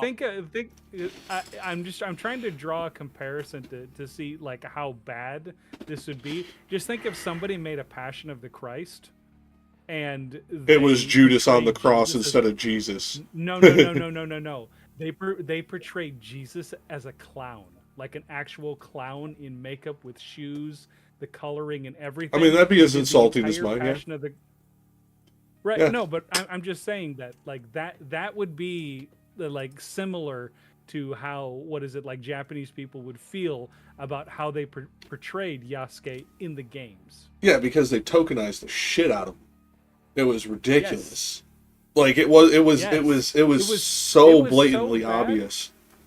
It was so bad that Japan, who usually deals with stereotypes on a really surface level, was like, damn. All right, guys. I gotta get going, but this was a good time, and I'll talk to y'all later. Yep. Catch you Take next care. week. All right, bye. Just want to Yeah. say the other translation for that ending was Sayers, being, as to your point, Jack, being more proper. She just says he promptly made a bugle of his breech. I mean, she does it every time. Every single time. And I personally think it comes from when she was translating it. It would have been considered extremely socially unacceptable for a woman to even type those words. That's my personal opinion. I can't say that for certain, but this was translated in a time period where women did not have the right to a bank account. They did not have the right to directly own property unless they were married. They did. It's a very different time period when Sayers is writing. Yeah. Mm-hmm. And for those in the audience who don't know this, it wasn't until 1975 that a woman had the right to have a bank account without her husband or her father as a co-signer. Not Wasn't that it fucking the long 80s ago. Wasn't ahead. it the 80s before it was like had to do with like credit cards and stuff too? Yep. I think it was 82 when it finally got to that point. But yeah, it was 1975 when they first were given the right to a bank account without a male not even just a male co-signer, a male spouse or father. Could it be your brother? Could it be your uncle? Yeah. That was it. So if your dad died and you weren't married, you were fucked. you had no fucking options left to you. Basically, either you're keeping your money in a coffee can, which in this time period, yeah, this is not a good time period in American history. There's lots of robberies going on that we don't have the ability to even track because most people didn't even bother calling the cops during this time period. Yeah. Or having to do, shall we say, less than savory employment that they would not have otherwise chosen outside of these desperate measures that then get them societally shunned. Yeah. And I'm sure this is probably true in Japan because I think it was 1960 for you guys that you guys gave women bank accounts. You guys were before us, but not by too much. Mm-hmm. Well, I mean, but it'd be different because like well, yeah, yes and no. It was, I love that face. You started to say it, and then you grinned and looked up. Well, oh yes, I love that look. I always know I'm going to learn something.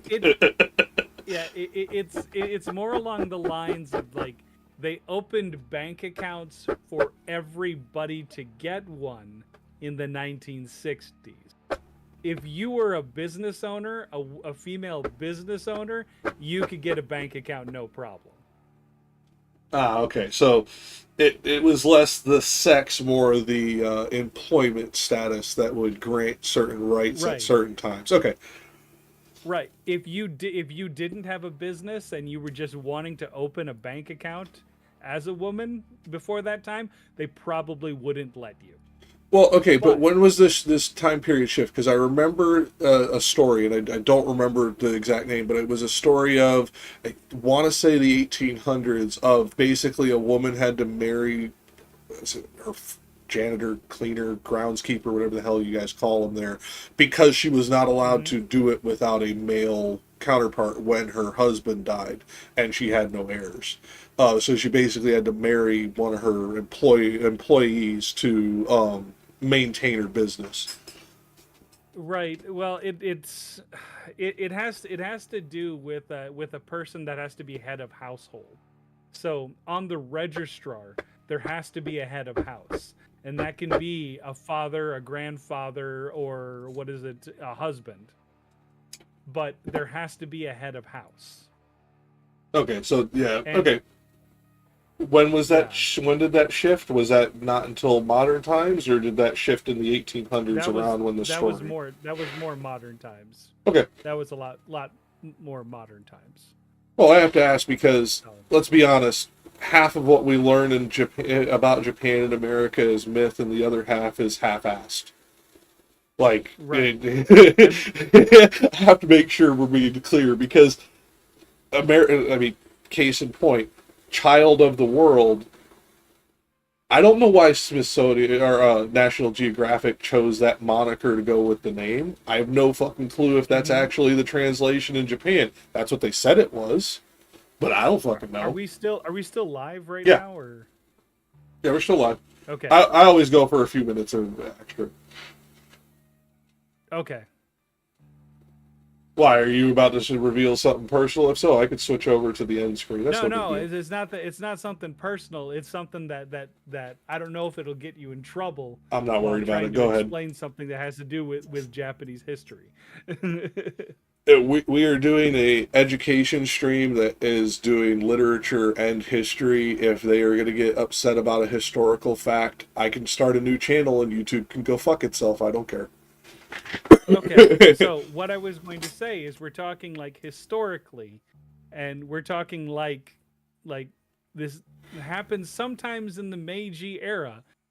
The reason why originally like the 13-year-old like age of consent for marriage was there was because people would marry somebody that young, because first of all, what is it, it's been pushed in Japan that you should marry young, like start marry young.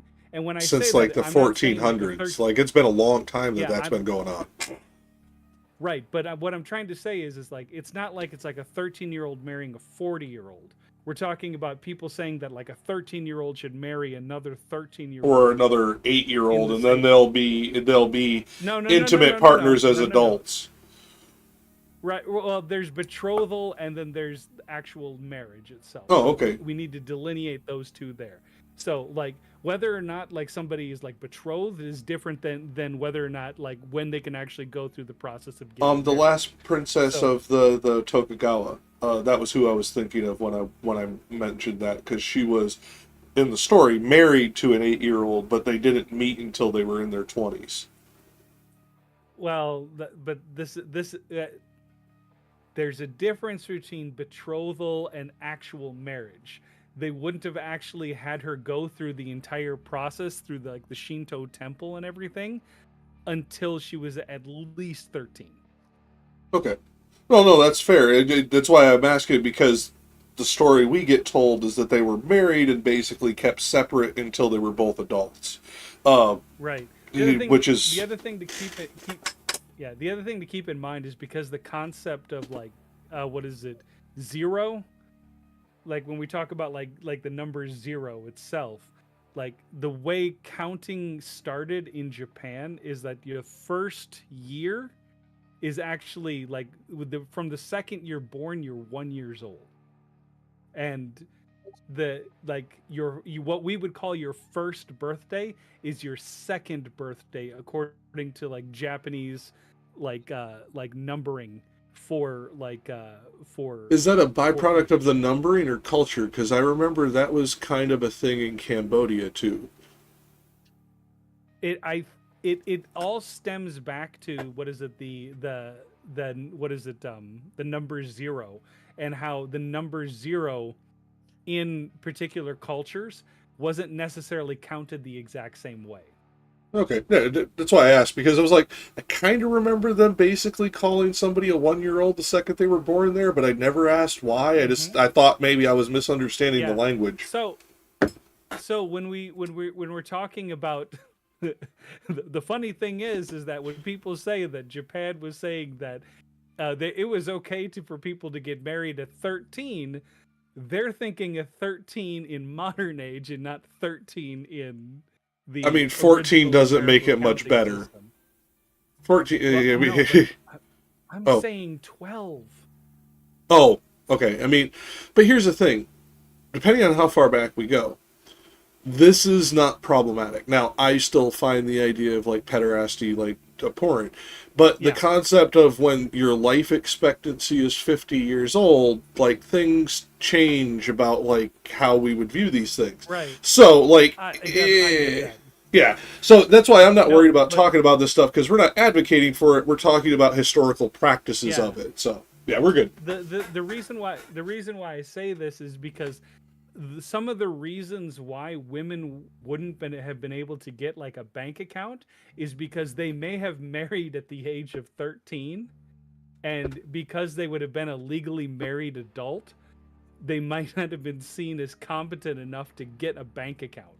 Well, yeah, because you guys still had the spousal property laws until like 1986. Right. Well, Um, there's still spousal property laws on the books currently. well, the laws I'm talking about, meaning your spouse is your property.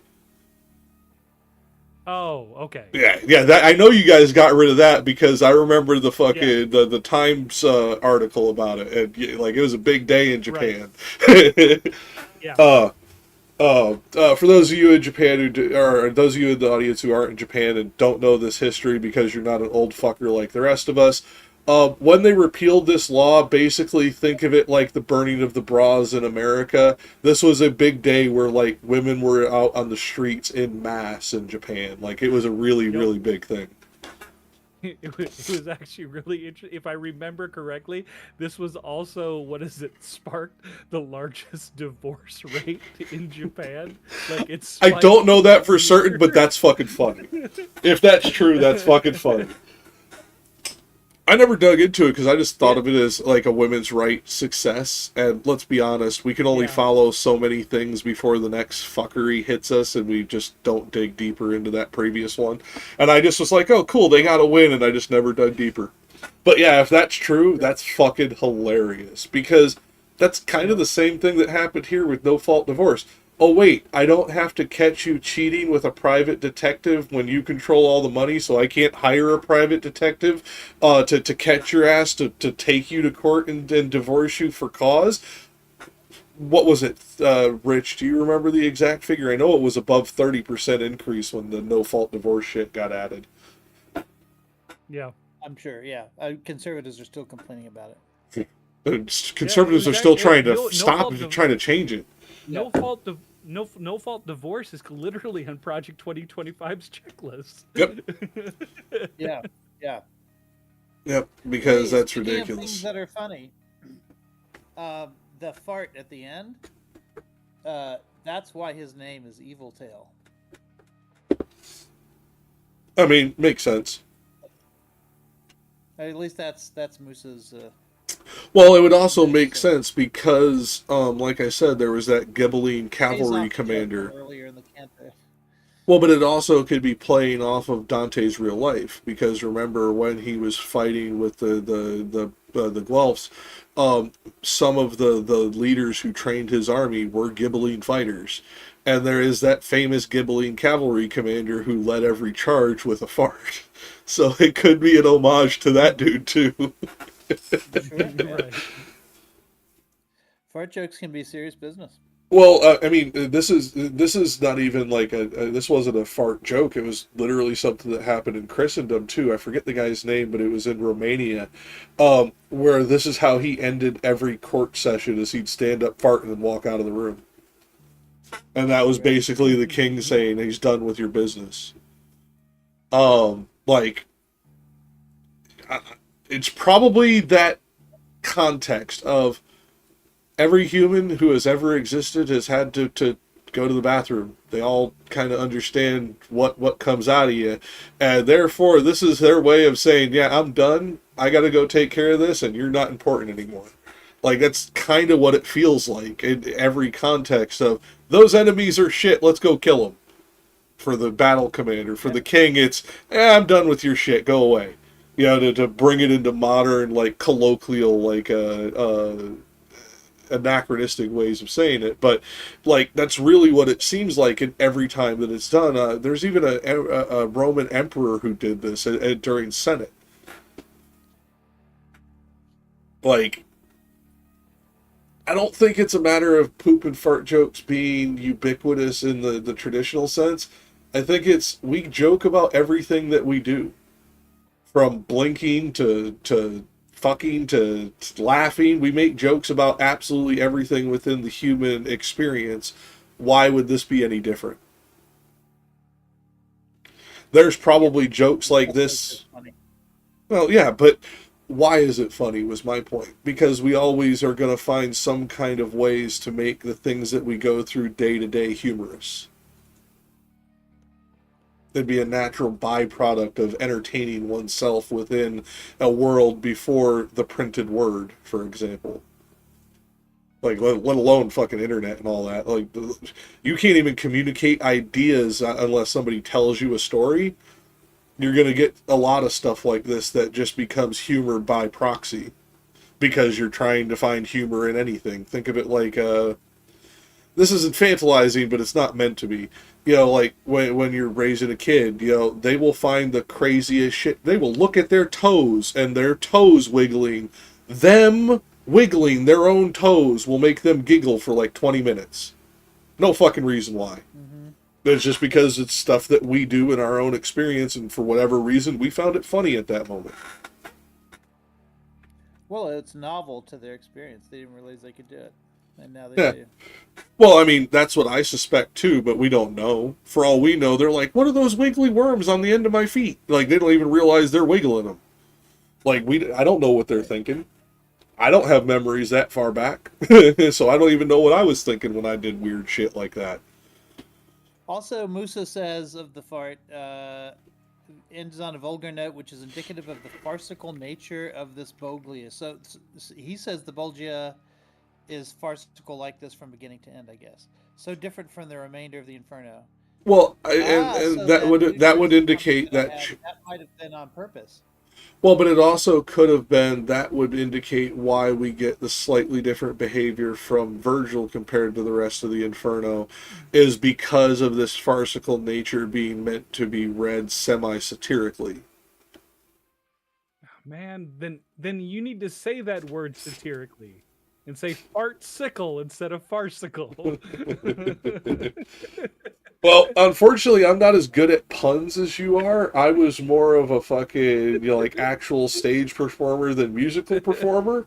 You guys got that improv shit down within the musical theater shit way better than we did. I did 3 years of improv comedy, so I mean, like, stuff just rolls off my... Like, things come to me, and I just blurt them out, because that's what we're taught to do. Yeah, I can do the yes and, but it takes a concentrated effort, because that's just not how you're trained when you're doing something like...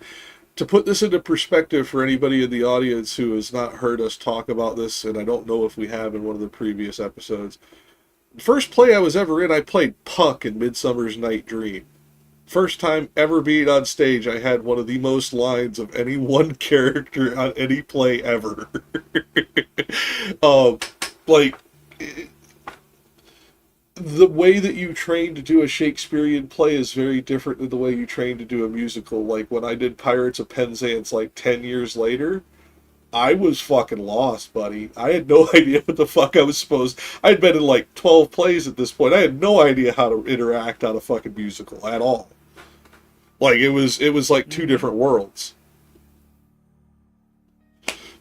And, like, you guys would improv shit. Like, oh, this guy fell off his blocking mark. And you guys would just, like, move the line to make everything line back up again instead of reset. It's like, wait, no, but he's not on his block. The tape's over there. Yeah. And for those of you who have never done plays, yes, we are all semi-autistic and very OCD about shit. Yeah. I think that's the only people who end up in theater. Like, honestly. Well, I would say that the only people that do well in theater, autistically, are the stage managers. Yeah, but that's because they tell the rest of us what to fucking do, and they have all the power because they can just go, I'm not going to lift the curtain until you stop being a dick. Well, the other thing is that they know when somebody is blocked 3 inches away from where they're supposed to be. Uh-huh. Yeah. And there is no, it's good enough. Oh god, dude, you have no idea how many places times we had to reset because somebody's foot was on the tape, but their toes were in the wrong spot because they had basically put their heel on the tape instead of the tip of their toe. I've literally had full resets of dress rehearsals because of that. Yep. Yep. And what's that on a stage? In reality, let's break this out into like the perspective of the audience. They're not going to notice you 2 inches or 3 inches different. They're never going to notice that. Yeah, well, it depends on the lighting and what lights are being used and exactly what scene you're doing. Because if you are off by 3 to 5 inches, sometimes that light isn't hitting you correctly the way it's supposed to, depending on what scene you're doing. Okay, that Just could saying. be true. No, that could be true. So the only time it needs to be this important is if you don't have somebody running the lights and the lights are in preset position. Mm-hmm. Because otherwise, that 3 inches is, when you start talking average lighting distance is like 80 feet, you're talking they're changing that light's arc minute by maybe 30 to 40 seconds of rotation to put you back into lighting. Mm-hmm. Like, it's so minuscule, you wouldn't even notice the light moved unless you were looking at the stage. Like, yeah. How many of those are really done? Really, outside of high school performances where you don't have a light crew anymore?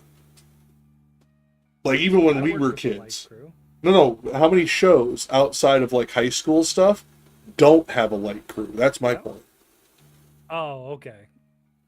Like, I can't think of many productions that do that besides, like, stuff like Footlights Theater and things like that, which are really small venue shit. Yeah. I mean, I could be wrong. I haven't seen everything, but, like, that's the only things I can think of. Like, we haven't done fixed lighting since the 70s as a general rule because it's just so cheap to put everything on a bearing. Yeah. Ugh.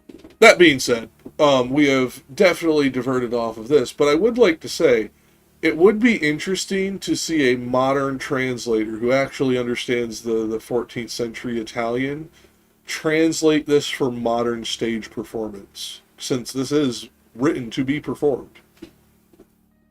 Yeah. There's a time cue in here that was kind of interesting that I'd like to discuss. Go ahead. It's on line 113. Scrolling back up. Basically, they're telling you exactly what date it is. And it says 266 years and a day since the bridgeway here fell crumbling to the ground. Well, in the Longfellow translations, it's yesterday, 5 hours later than this hour, 1,266. Yeah. Yeah, I'm sorry. It was that was the line before. The 1,000 part was the line before. But if you cross that back, it takes you to the year 34. Yep. So if you assume Jesus was born in the year 1, which I don't believe, like the corrections that we have now that take him to more like 3 or 4 BC. Yeah. I guess that wasn't anything Dante would have been aware of. No, I think those transitions happened in the 1500s. Yeah. So, which means, yeah, he's talking about a bridge that fell crumbling to the ground, another infrastructure of hell that crumbles as a result of the crucifixion, or probably the resurrection, as a result of the resurrection. Mm. I would argue because of the harrowing, but yeah. Why would a bridge crumble in hell from the crucifixion or the resurrection? It would more than likely have crumbled due to his passage. So at this point, it is Holy Saturday, the morning of Holy Saturday, in 1300. Yep. Exactly. We're getting close to the end of the Inferno, and we're gonna see a more rapid escalation of what I would now, in modern terms, refer to as existential horror, is what we're gonna get to after this point. So that means this part of hell is inaccessible to the other parts of hell. So even other denizens of hell like aren't familiar with what happens beyond here, at least Unless they have the ability of flight, yes. Because remember, they bring up the flying denizens of hell can travel through all layers in one of the previous cantos. So can Evil Tail fly by virtue of his farts? At least that part I don't know, but at least by the articulation of the artwork by Blake, no, he does not have wings. Articulation.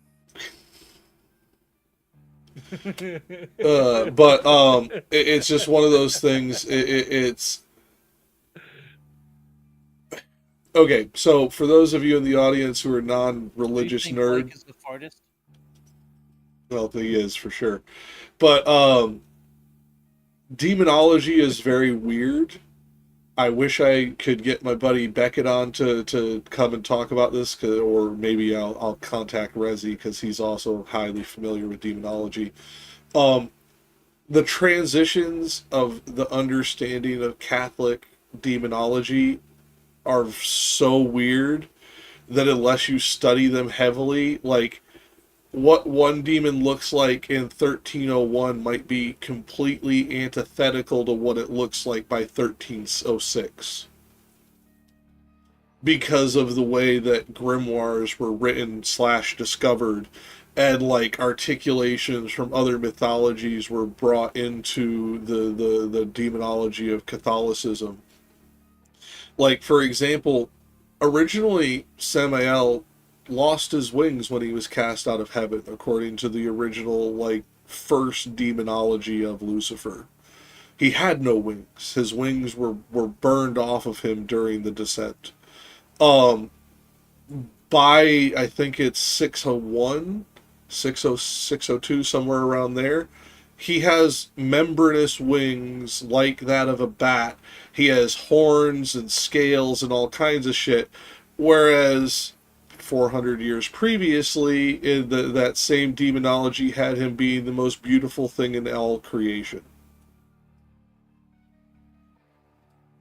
These things change dramatically over time, and I don't always understand the implications of why, which is why, like, if we were to go really deep into this, I'd like to get one of the two guys I know who are a lot more expert on it than I am.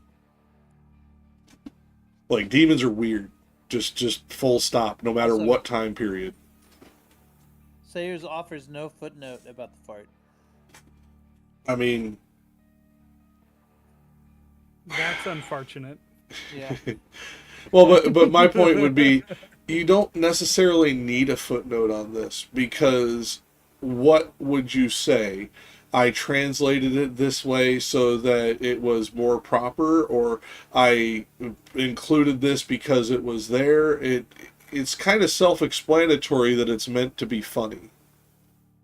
Like, you don't really need anything more than that. What, like, even the most serious story. As you get closer Good. to the end, it gets more like, as you get closer to the end of hell, I think things like reason makes less and less sense.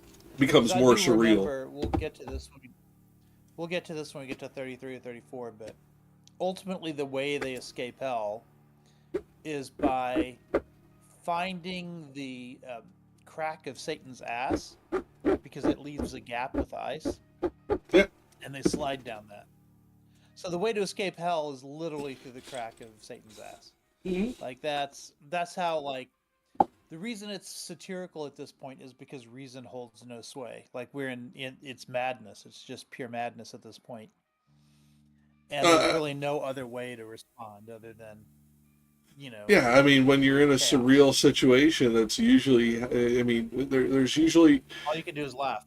well, but there's, as somebody who's put myself into chemically altered states that make the entire world very surreal, and have been around a lot of other people who have done the same, there's usually three reactions. The giggle, because it's just surreal, you have to laugh because you don't know what else to do. There is the fascination. Those are people usually are the ones who end up doing hallucinogens way too much. Because they want to chase that surrealism to figure out what it means. Doesn't fucking mean anything. It means you're on drugs, asshole. And then there's the people who are terrified. And I think, personally, based on everything we've read from Dante to this point, he is intentionally going to juxtapose the surreal with the existential dread, trying to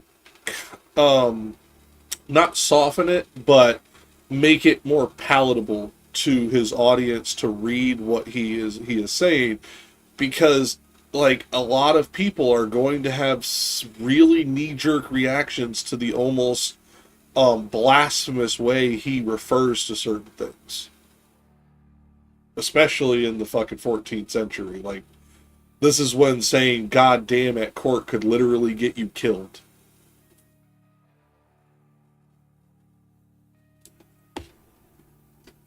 Or get somebody else killed, depending on who said the goddamn, I guess.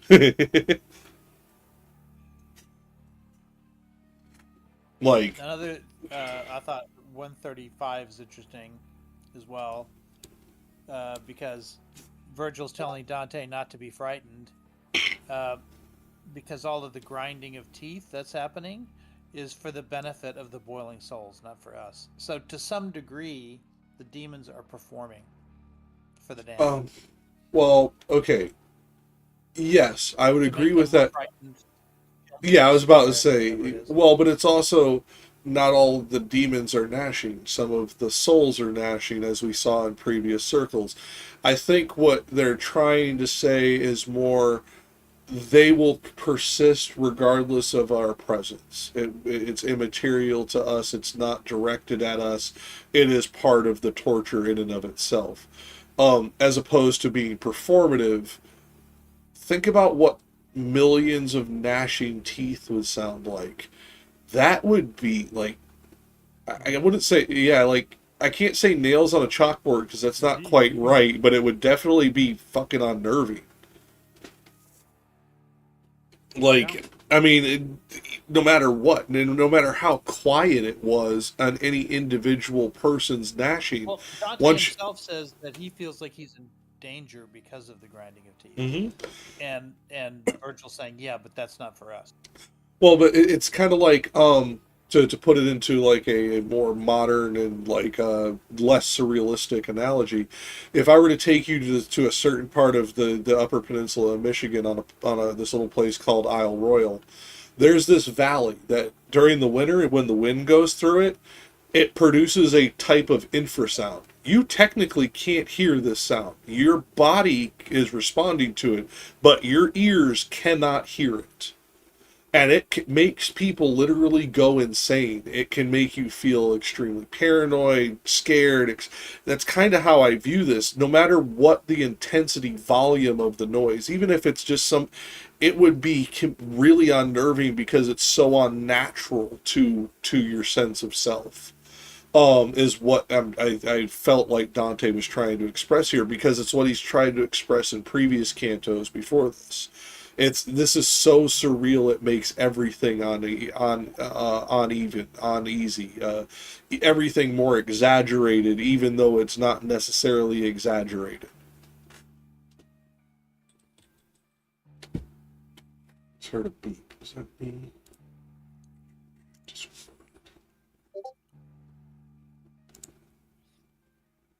And then they turn left face.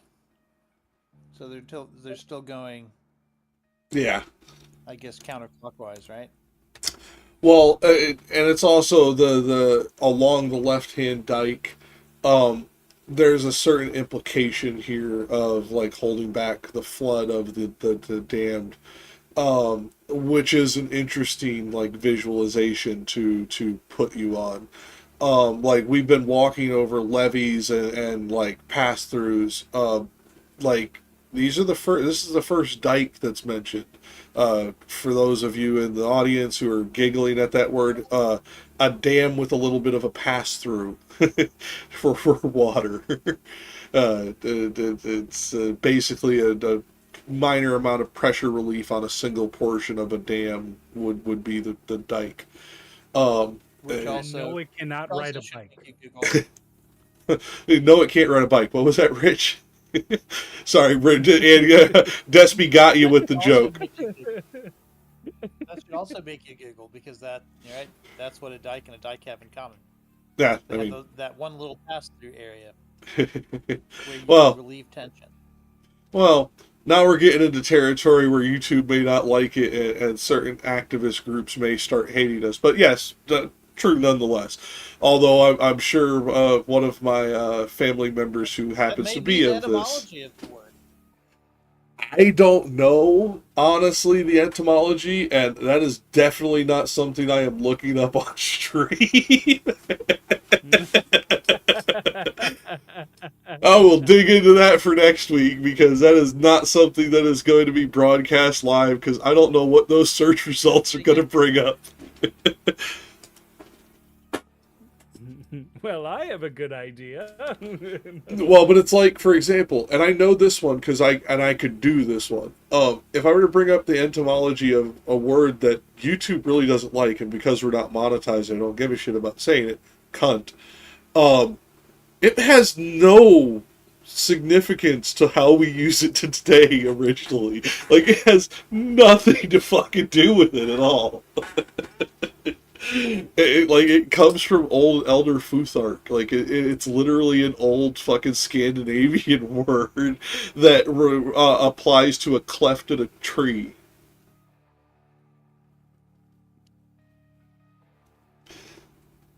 It later became a vulgarity when the cleft in a tree, the first word of that became synonymous with a particular body part.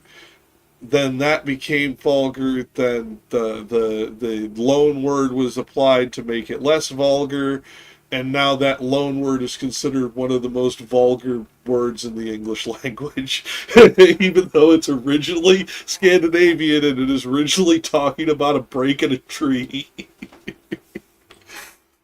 Same kind of concept. I don't know the etymology of dike, weir, dam in I'm sure that it's capacity. but it is kind of It could be, or it could be. You could be right on the nose. We have some weird shit in language, as our linguist here could fucking point out in both the languages he speaks. Mm-hmm. Like, I forget what you guys It call is. it in Japanese. Your version of onomatopoeias. Those things are fucking weird in Japanese. Well, Good. they just basically take the word onomatopoeia and they pronounce it like it's like the Japanese vowels, so it's onomatope. Oh, okay. I didn't know that was the word, but like when you guys use onomatopoeias in your fiction and your literature, it is so fucking weird. The ones you guys pick, it's just like, what? Do that? Well, the thing to keep in mind with that specifically is, first of all, well, Japan has a third more onomatopoeias than English uses in that we use in English. Why? Because the third seems like a very specific fraction that you used. All right, now this is going to make more sense. If you're trying to describe something to somebody, but you're trying to do it in a way where you're being as indirect as possible, how would you do it? Gotcha. So this is whatchamacallit in Tate Mai. Yeah, okay. Yeah, okay, that Yes, makes sense now. exactly. I don't know why that would specifically make it a third, but I'm sure with enough thought I'll figure it out. Right. Right. It's a way of being polite and not actually like trying to insult somebody. Let's put it that way. Well, no. See, I understand that concept. I mean, I live in the South. Bless your heart is pretty synonymous down here with "go fuck yourself."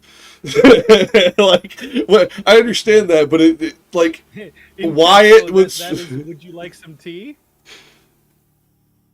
in certain other parts of Southeast Asia, it's "would you like some rice?" So yeah, same concept. It's Yeah. No, like, "Are yeah. you poor? Have you eaten?" Yeah. No, well, yeah. The thing is in Kyoto is the second somebody serves you tea. This is just Kyoto. This isn't like all over Japan. If someone serves you tea in Kyoto, that's basically them telling you to GTFO. Always.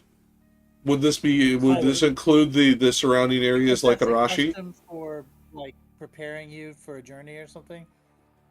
No, no. This is just a cultural subtle way of them saying that you've overstayed your welcome. Yeah, you serve tea at the end of ceremony, end of ritual, end of meetings. It is that ceremonial hang up. You serve tea at the beginning of meetings. I thought it was beginning and end.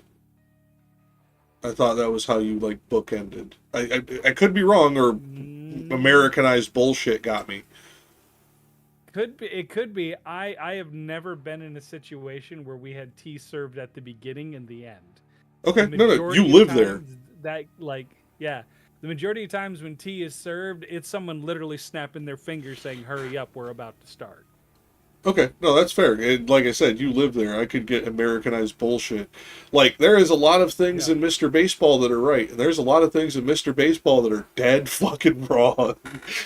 For example, Yeah. for one that people can look up really easily. There's a lot of shit in there that's perfect. And like, I have had multiple like native Japanese people I have met go, "Oh yeah, that was exactly like what you should expect if you ever come to Japan." And then they talk about Yep. everything else that's done wrong, and I'm just like, how do you fuck it up so wrong here and get it so right over here? I don't get it. But Mm-hmm.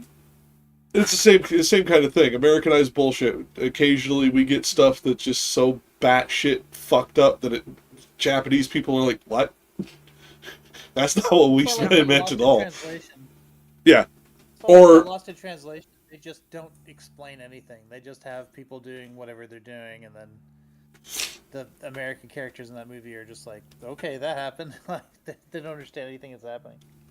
well, like Mm-hmm. for those of us who have been abroad, either in travel or in living, yeah, how many times did that happen while we were abroad where we didn't understand a fucking thing we were seeing? Because there was like some like Mm-hmm. subtext of subtext of subtext that you're only going to know if you grew up in this Oh region yeah. for the last 3 generations. Try Like, opening a window in an Italian bus. oh god. Everyone's convinced that if you open a window, you're gonna make everybody sick because they think that's how you get sick is by opening a window. Yeah, like the try opening a door from the outside in Sicily if there's somebody home. It is one of the greatest insults. Like, even if they tell you to come in, that's only if the door's open. If you actually have to open a door, that's where you're supposed to stop. I have no idea why. No fucking clue. But somebody told me to come in and I opened the door. Needless to say, it went over poorly.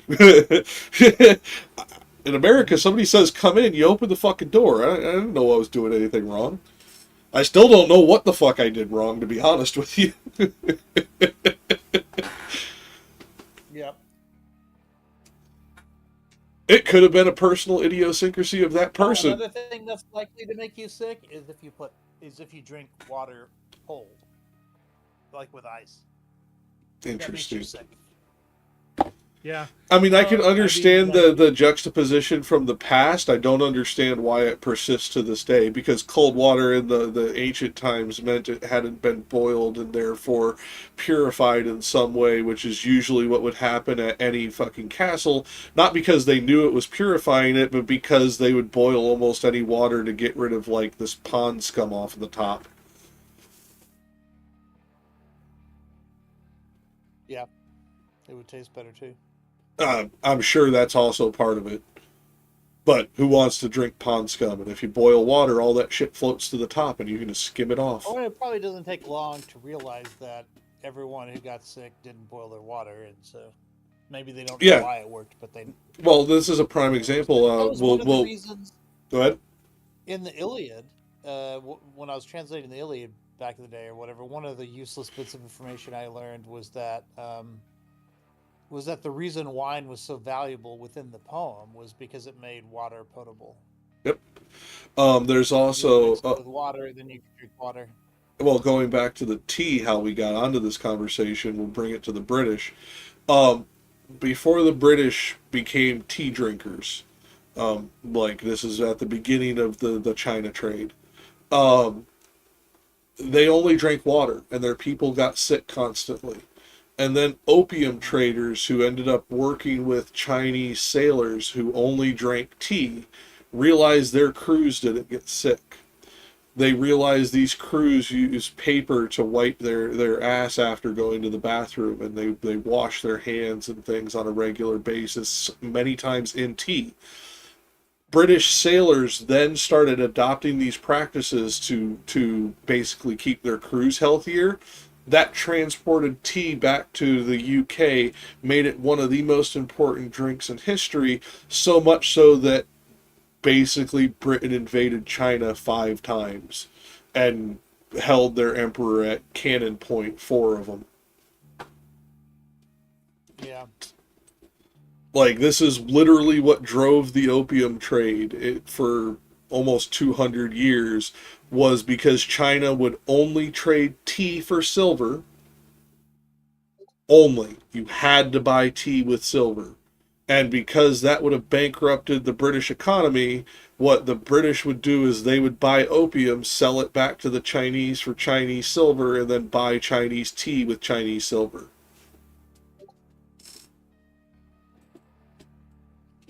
All because of a drink. And all because it made crews healthier. They had no idea that it was literally just the boiling of the fucking water that did it. They thought it was the tea. It's probably also why there's the huge myth around tea being like having like healing properties, sort of. Well, some do have healing properties, but all teas don't. Like green teas actually do have like super high levels of antioxidants. I don't know if that comes from the history, like you guys started drinking green tea because of the health benefits it gained you, or if we just figured out it also gave you health benefits much later. I don't know which came first.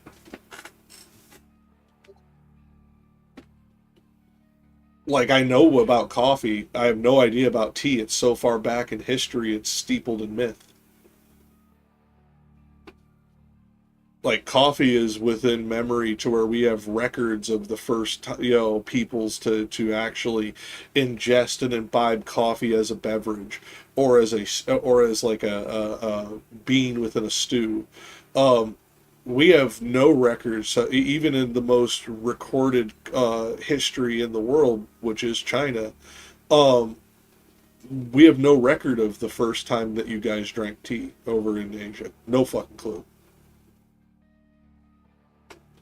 Like, the oldest known occurrence of it is a myth that was a myth in like 2000 BCE. So how much further back does it go? When did it first get to England? 1640, no, 1630s. 1641 was the next in battle trip up the Pearl River that led to the establishment of Hong Kong as a British colony. after the establishment of Hong Kong as a British colony, more than triple the amount of tea was making it back to England from the UK, so or from China. So I would say 1641 would be the primary date of escalation. Before then, it was mainly sailors, which meant admiralty, which meant aristocrats. Dumping oil in Boston Harbor.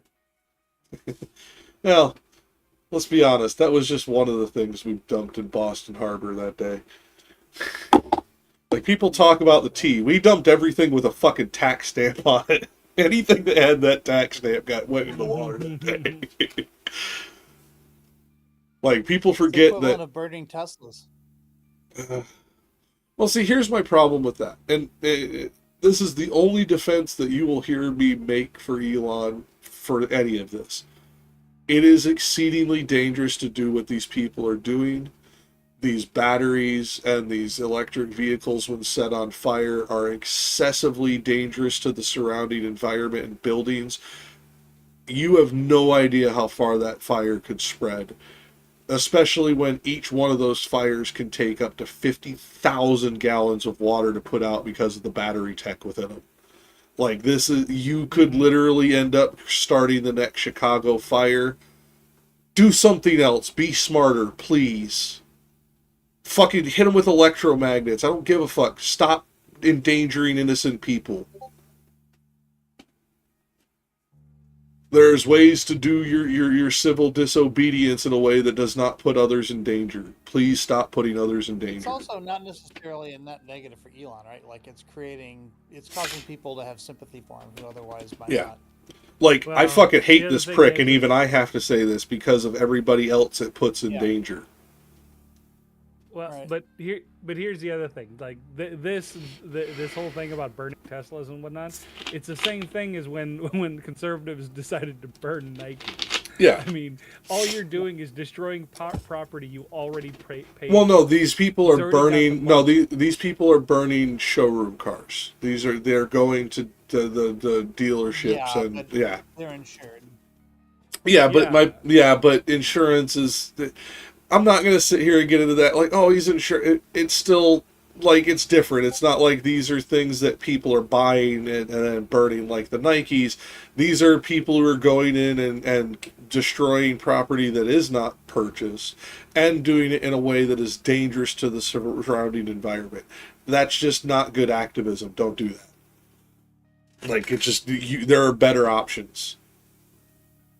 Go look online at how to build an electromagnet. They're making it so that just protesting Tesla is illegal now because they're saying that you're vandalizing or whatever, when the vast majority of protesters are not doing this. Oh yeah, it's a whole different fucking story on that one, because it's just like the overreach is another thing, but on this I can talk about the actions of the people in question. That I sympathize with your endeavor and your end goal. I disapprove of your methods because they're fucking effective and they're dangerous. Like, just be smarter. Go talk to like better activists who are less fucking prone to get you killed or put in prison for the next 20 years, please. Like, Jesus. Like, we know how to do civil disobedience in this country. We have a grand history of it, going all the way back to the inception of this country. There are ways to do this that don't put people in danger. Please learn them. Or at least don't put anybody other than yourself in danger. Ugh. Sorry, this is why I have a problem with... One guy lit himself on fire. Yep. And with third-degree burns. And what he was doing was honestly fucking horrible, because he was trying to Molotov these things, and anybody who's ever fucking used a Molotov knows how fucking dangerous those things are, like, even in the best of times. Like, this is one of the most dangerous incendiary devices we have ever created on the fucking planet. The only thing that's more dangerous than a fucking Molotov was the bat bomb. And if you don't know that, go look it up. Do you not know this one, Despy? I know the bat bomb. But I'm just saying that, or an exposed Tesla battery. Well, yeah. No. No, you're not wrong, because, like, but I won't say Tesla batteries. Any of these EV batteries have these fucking dangers. As much as I love EVs, like, there is a downside to them that we have to consider. This is it. Well, they take what is it a little bit more of an impact that a hydrogen car does. Oh yeah, I mean there's that, but it's also, for example, let's use the one that takes the least amount of water, that new electric car out of BYD. That still takes 20,000 gallons of water. To put that into perspective for you people who don't have like volumetric measurements in your head real well visualized, that's an Olympic swimming pool. Yeah. That's a 50-meter long Olympic swimming pool that's 10 feet deep full of water. Like that's a lot of water in a time period where we're already going through water crises due to climate change. Don't be stupid. Unintentionally.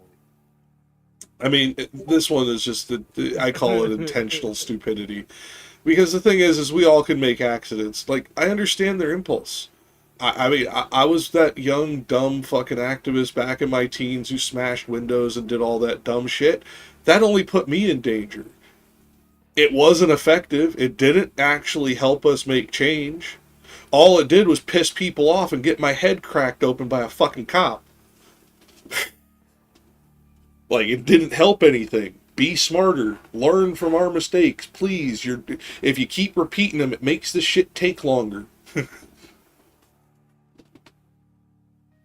And that's the only defense Elon will get from me, because it puts so many other people in danger.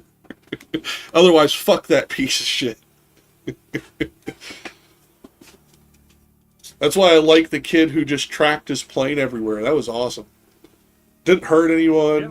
It just allowed the paparazzi to follow that asshole. He couldn't get away with anything because of that. Everywhere he fucking landed, there was news crews waiting for him.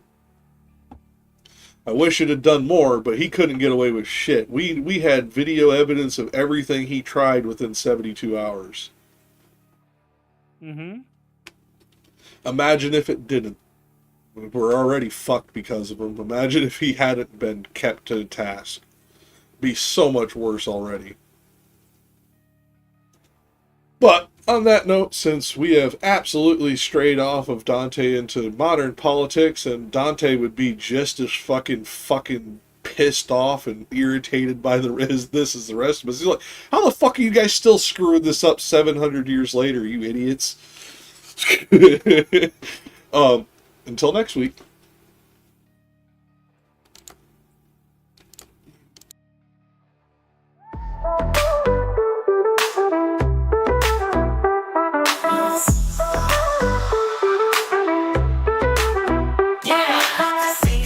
Come on, step right in. We got space for the real. Come shed your skin. Leave the small minds behind. This place is for you. We got fucking fire. Let's burn right through. You're one of us, don't play it soft. This city's dripping heat and we go off. Ain't no limits, you fit right in. Come taste the pulse, let it sink in your skin. Out here, it's real, no fake ass game. No need to hide, ain't no goddamn shame.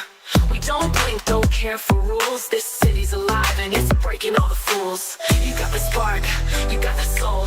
Come ride the vibe, we'll make you whole. Come on, step in, we're waiting for you. Ain't no limit to the shit you can do. City's got grit, city's got soul. Welcome my friend, you're about to take control.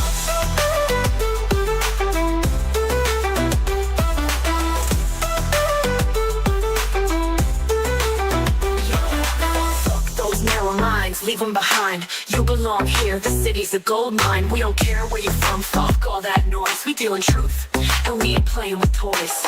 You want freedom, you're in the right place. We speak in flames, and we wear no mask on our face. No judgment, no walls, you're free as can be. This city's your playground, come feel the energy. You're one of us, no need to pretend. Come and taste it, the city will be your best friend. Come on, step in, we're waiting for you. Ain't no limit to the shit you can do. City's got grit, city's got soul. Welcome my friend, you're about to take control.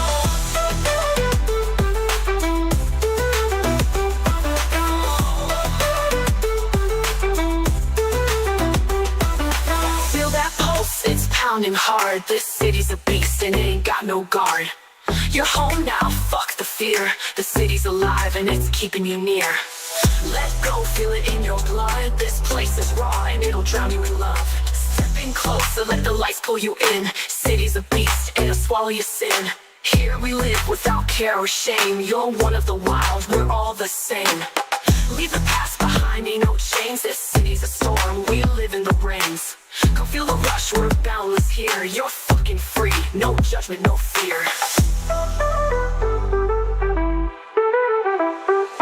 Come on, step in, we're waiting for you. Ain't no limit to the shit you can do.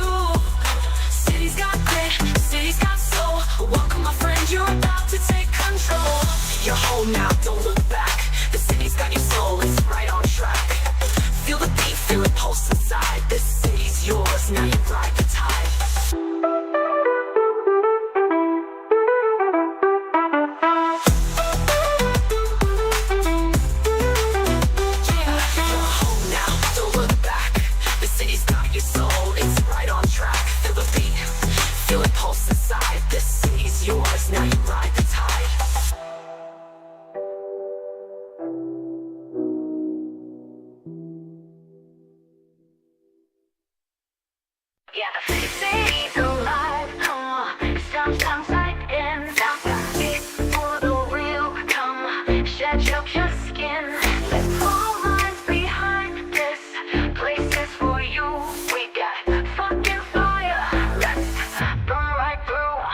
You're one of us, don't play it soft. This city's dripping heat and we go off. Ain't no limits, you fit right in. Come taste the pulse, let it sink in your skin. Out here it's real, no fake ass game. No need to hide, ain't no goddamn shame. We don't blink, don't care for rules. This city's alive and it's breaking all the fools. You got the spark, you got that soul. Come ride the vibe, we'll make you whole. Come on, step in, we're waiting for you. Ain't no limit to the shit you can do.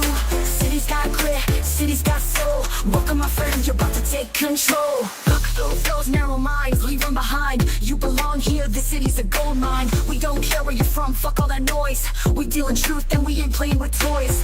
You want freedom? You're in the right place. We speak in flames and we wear no mask on our face. No judgment, no walls, you're free as can be. This city's your playground, come feel the energy. You're one of us, no need to pretend. Come and taste it, this city'll be your best friend. Come on, step in, we're waiting for you. Ain't no limit to the shit you can do. City's got grit, city's got soul. Welcome my friend, you're about to take control. City's alive, come on, step downside in. Bumping fire, let's burn right through. Yo, that pulse is pounding hard. This city's a beast and it ain't got no guard. You're home now, fuck the fear. The city's alive and it's keeping you near. Let go, feel it in your blood. This place is raw and it'll drown you in love. Step in closer, let the lights pull you in. City's a beast and it will swallow your sin. Here we live without care or shame. You're one of the wild, we're all the same. Leave the past behind, ain't no chains. This city's a storm, we live in the rains. Come feel the rush, we're boundless here. You're fucking free, no judgment, no fear. Come on, step in, we're waiting for you. Ain't no limit to the shit you can do. City's got grit, city's got soul. Welcome my friend, you're about to take control. You're home now, don't look back. The city's got your soul, it's right on track. Feel the beat, feel it pulse inside. This city's yours, now you ride the tide.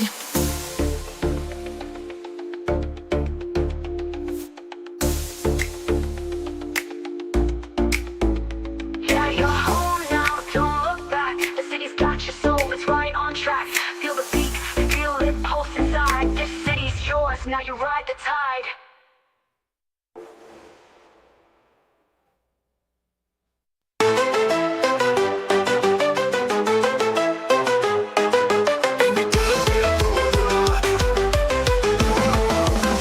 Shit gets real.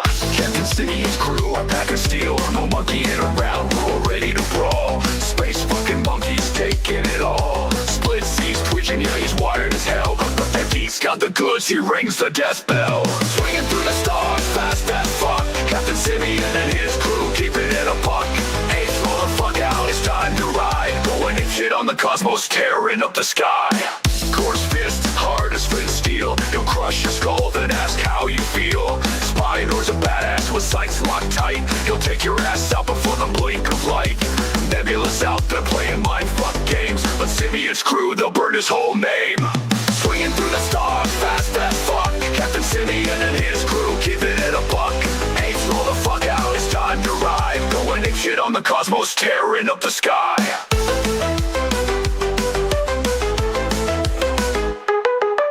Time warps twisted, black holes suck, but these apes don't give a fuck, they just press their luck. Dante splits is glitching like a goddamn boss. Running tech so slick, you won't know you're lost. Versus 2's a fucking joke, Nebula is a bitch. But when Simeon's done, they'll be left in a ditch.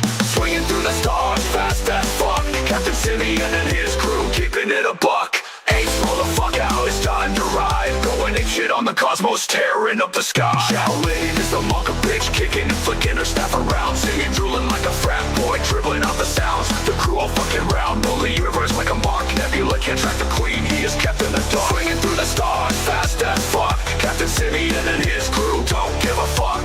Apes, roll the fuck out, it's time to ride. Going ape shit on the cosmos, tearing up the sky.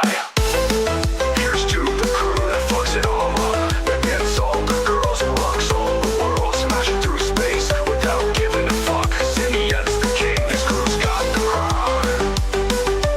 Apes, roll the fuck out, gonna burn it all down. Ha ha.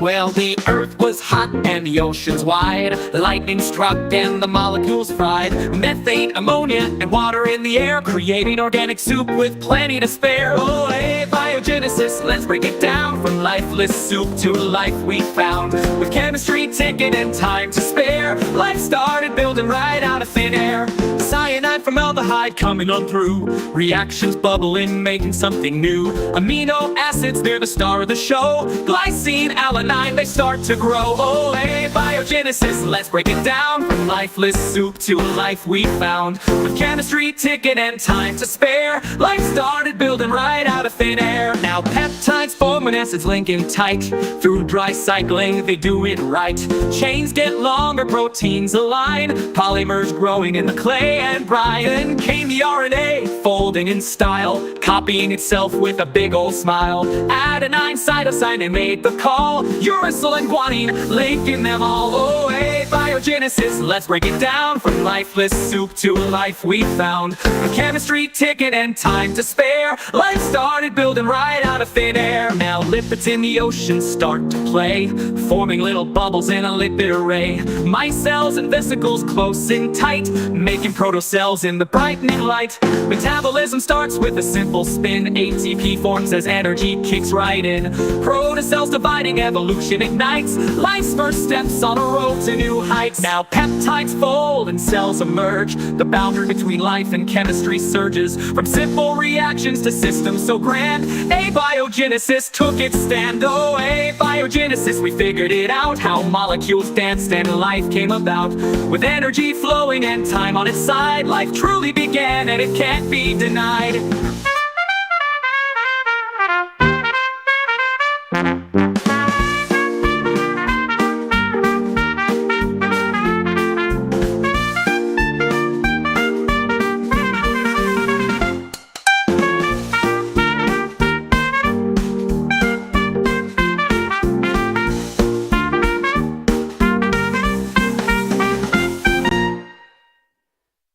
Now peptides fold and cells emerge. The boundary between life and chemistry surges. From simple reactions to systems so grand, abiogenesis took its stand. Oh, abiogenesis, we figured it out. How molecules danced and life came about. With energy flowing and time on its side, life truly began and it can't be denied.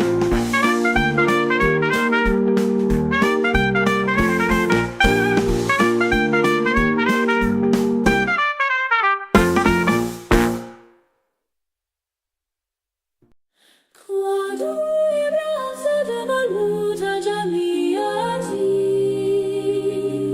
بينما نوسات برشقتي يا ماء الحكمة على كشيتي في الشلال القوم الذي نهدره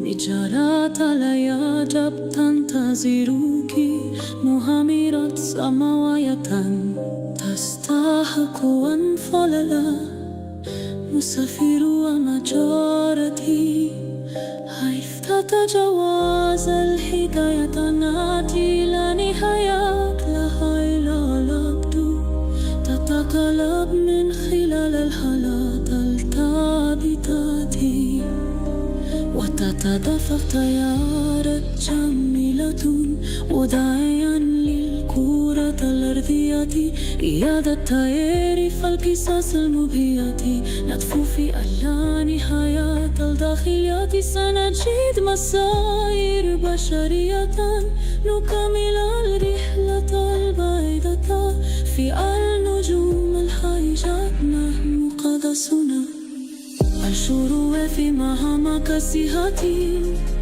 حيث تتكشف الألغازي كسوفة المسير الإلهي حيث تترسخ الرحلة الإكليليات دخول بصيرات لا تعد ولا تحصى حيث يتيم الصلاة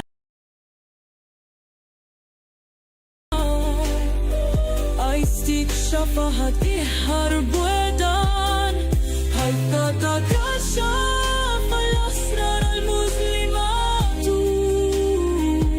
الخوض في أبد ستار حيث تتسع الآفاق فكر رموز التجمعات الكروية الرحلة النهمية التي نمر بها استكشافات الأبدي والحكمة هلا نهاية في متناول اليد النزول إلى الغلاف المغناطيسي حكاية كونيات يجب فهمها الإبر يبرر الظواهر المنذرة أيت الهمل الستير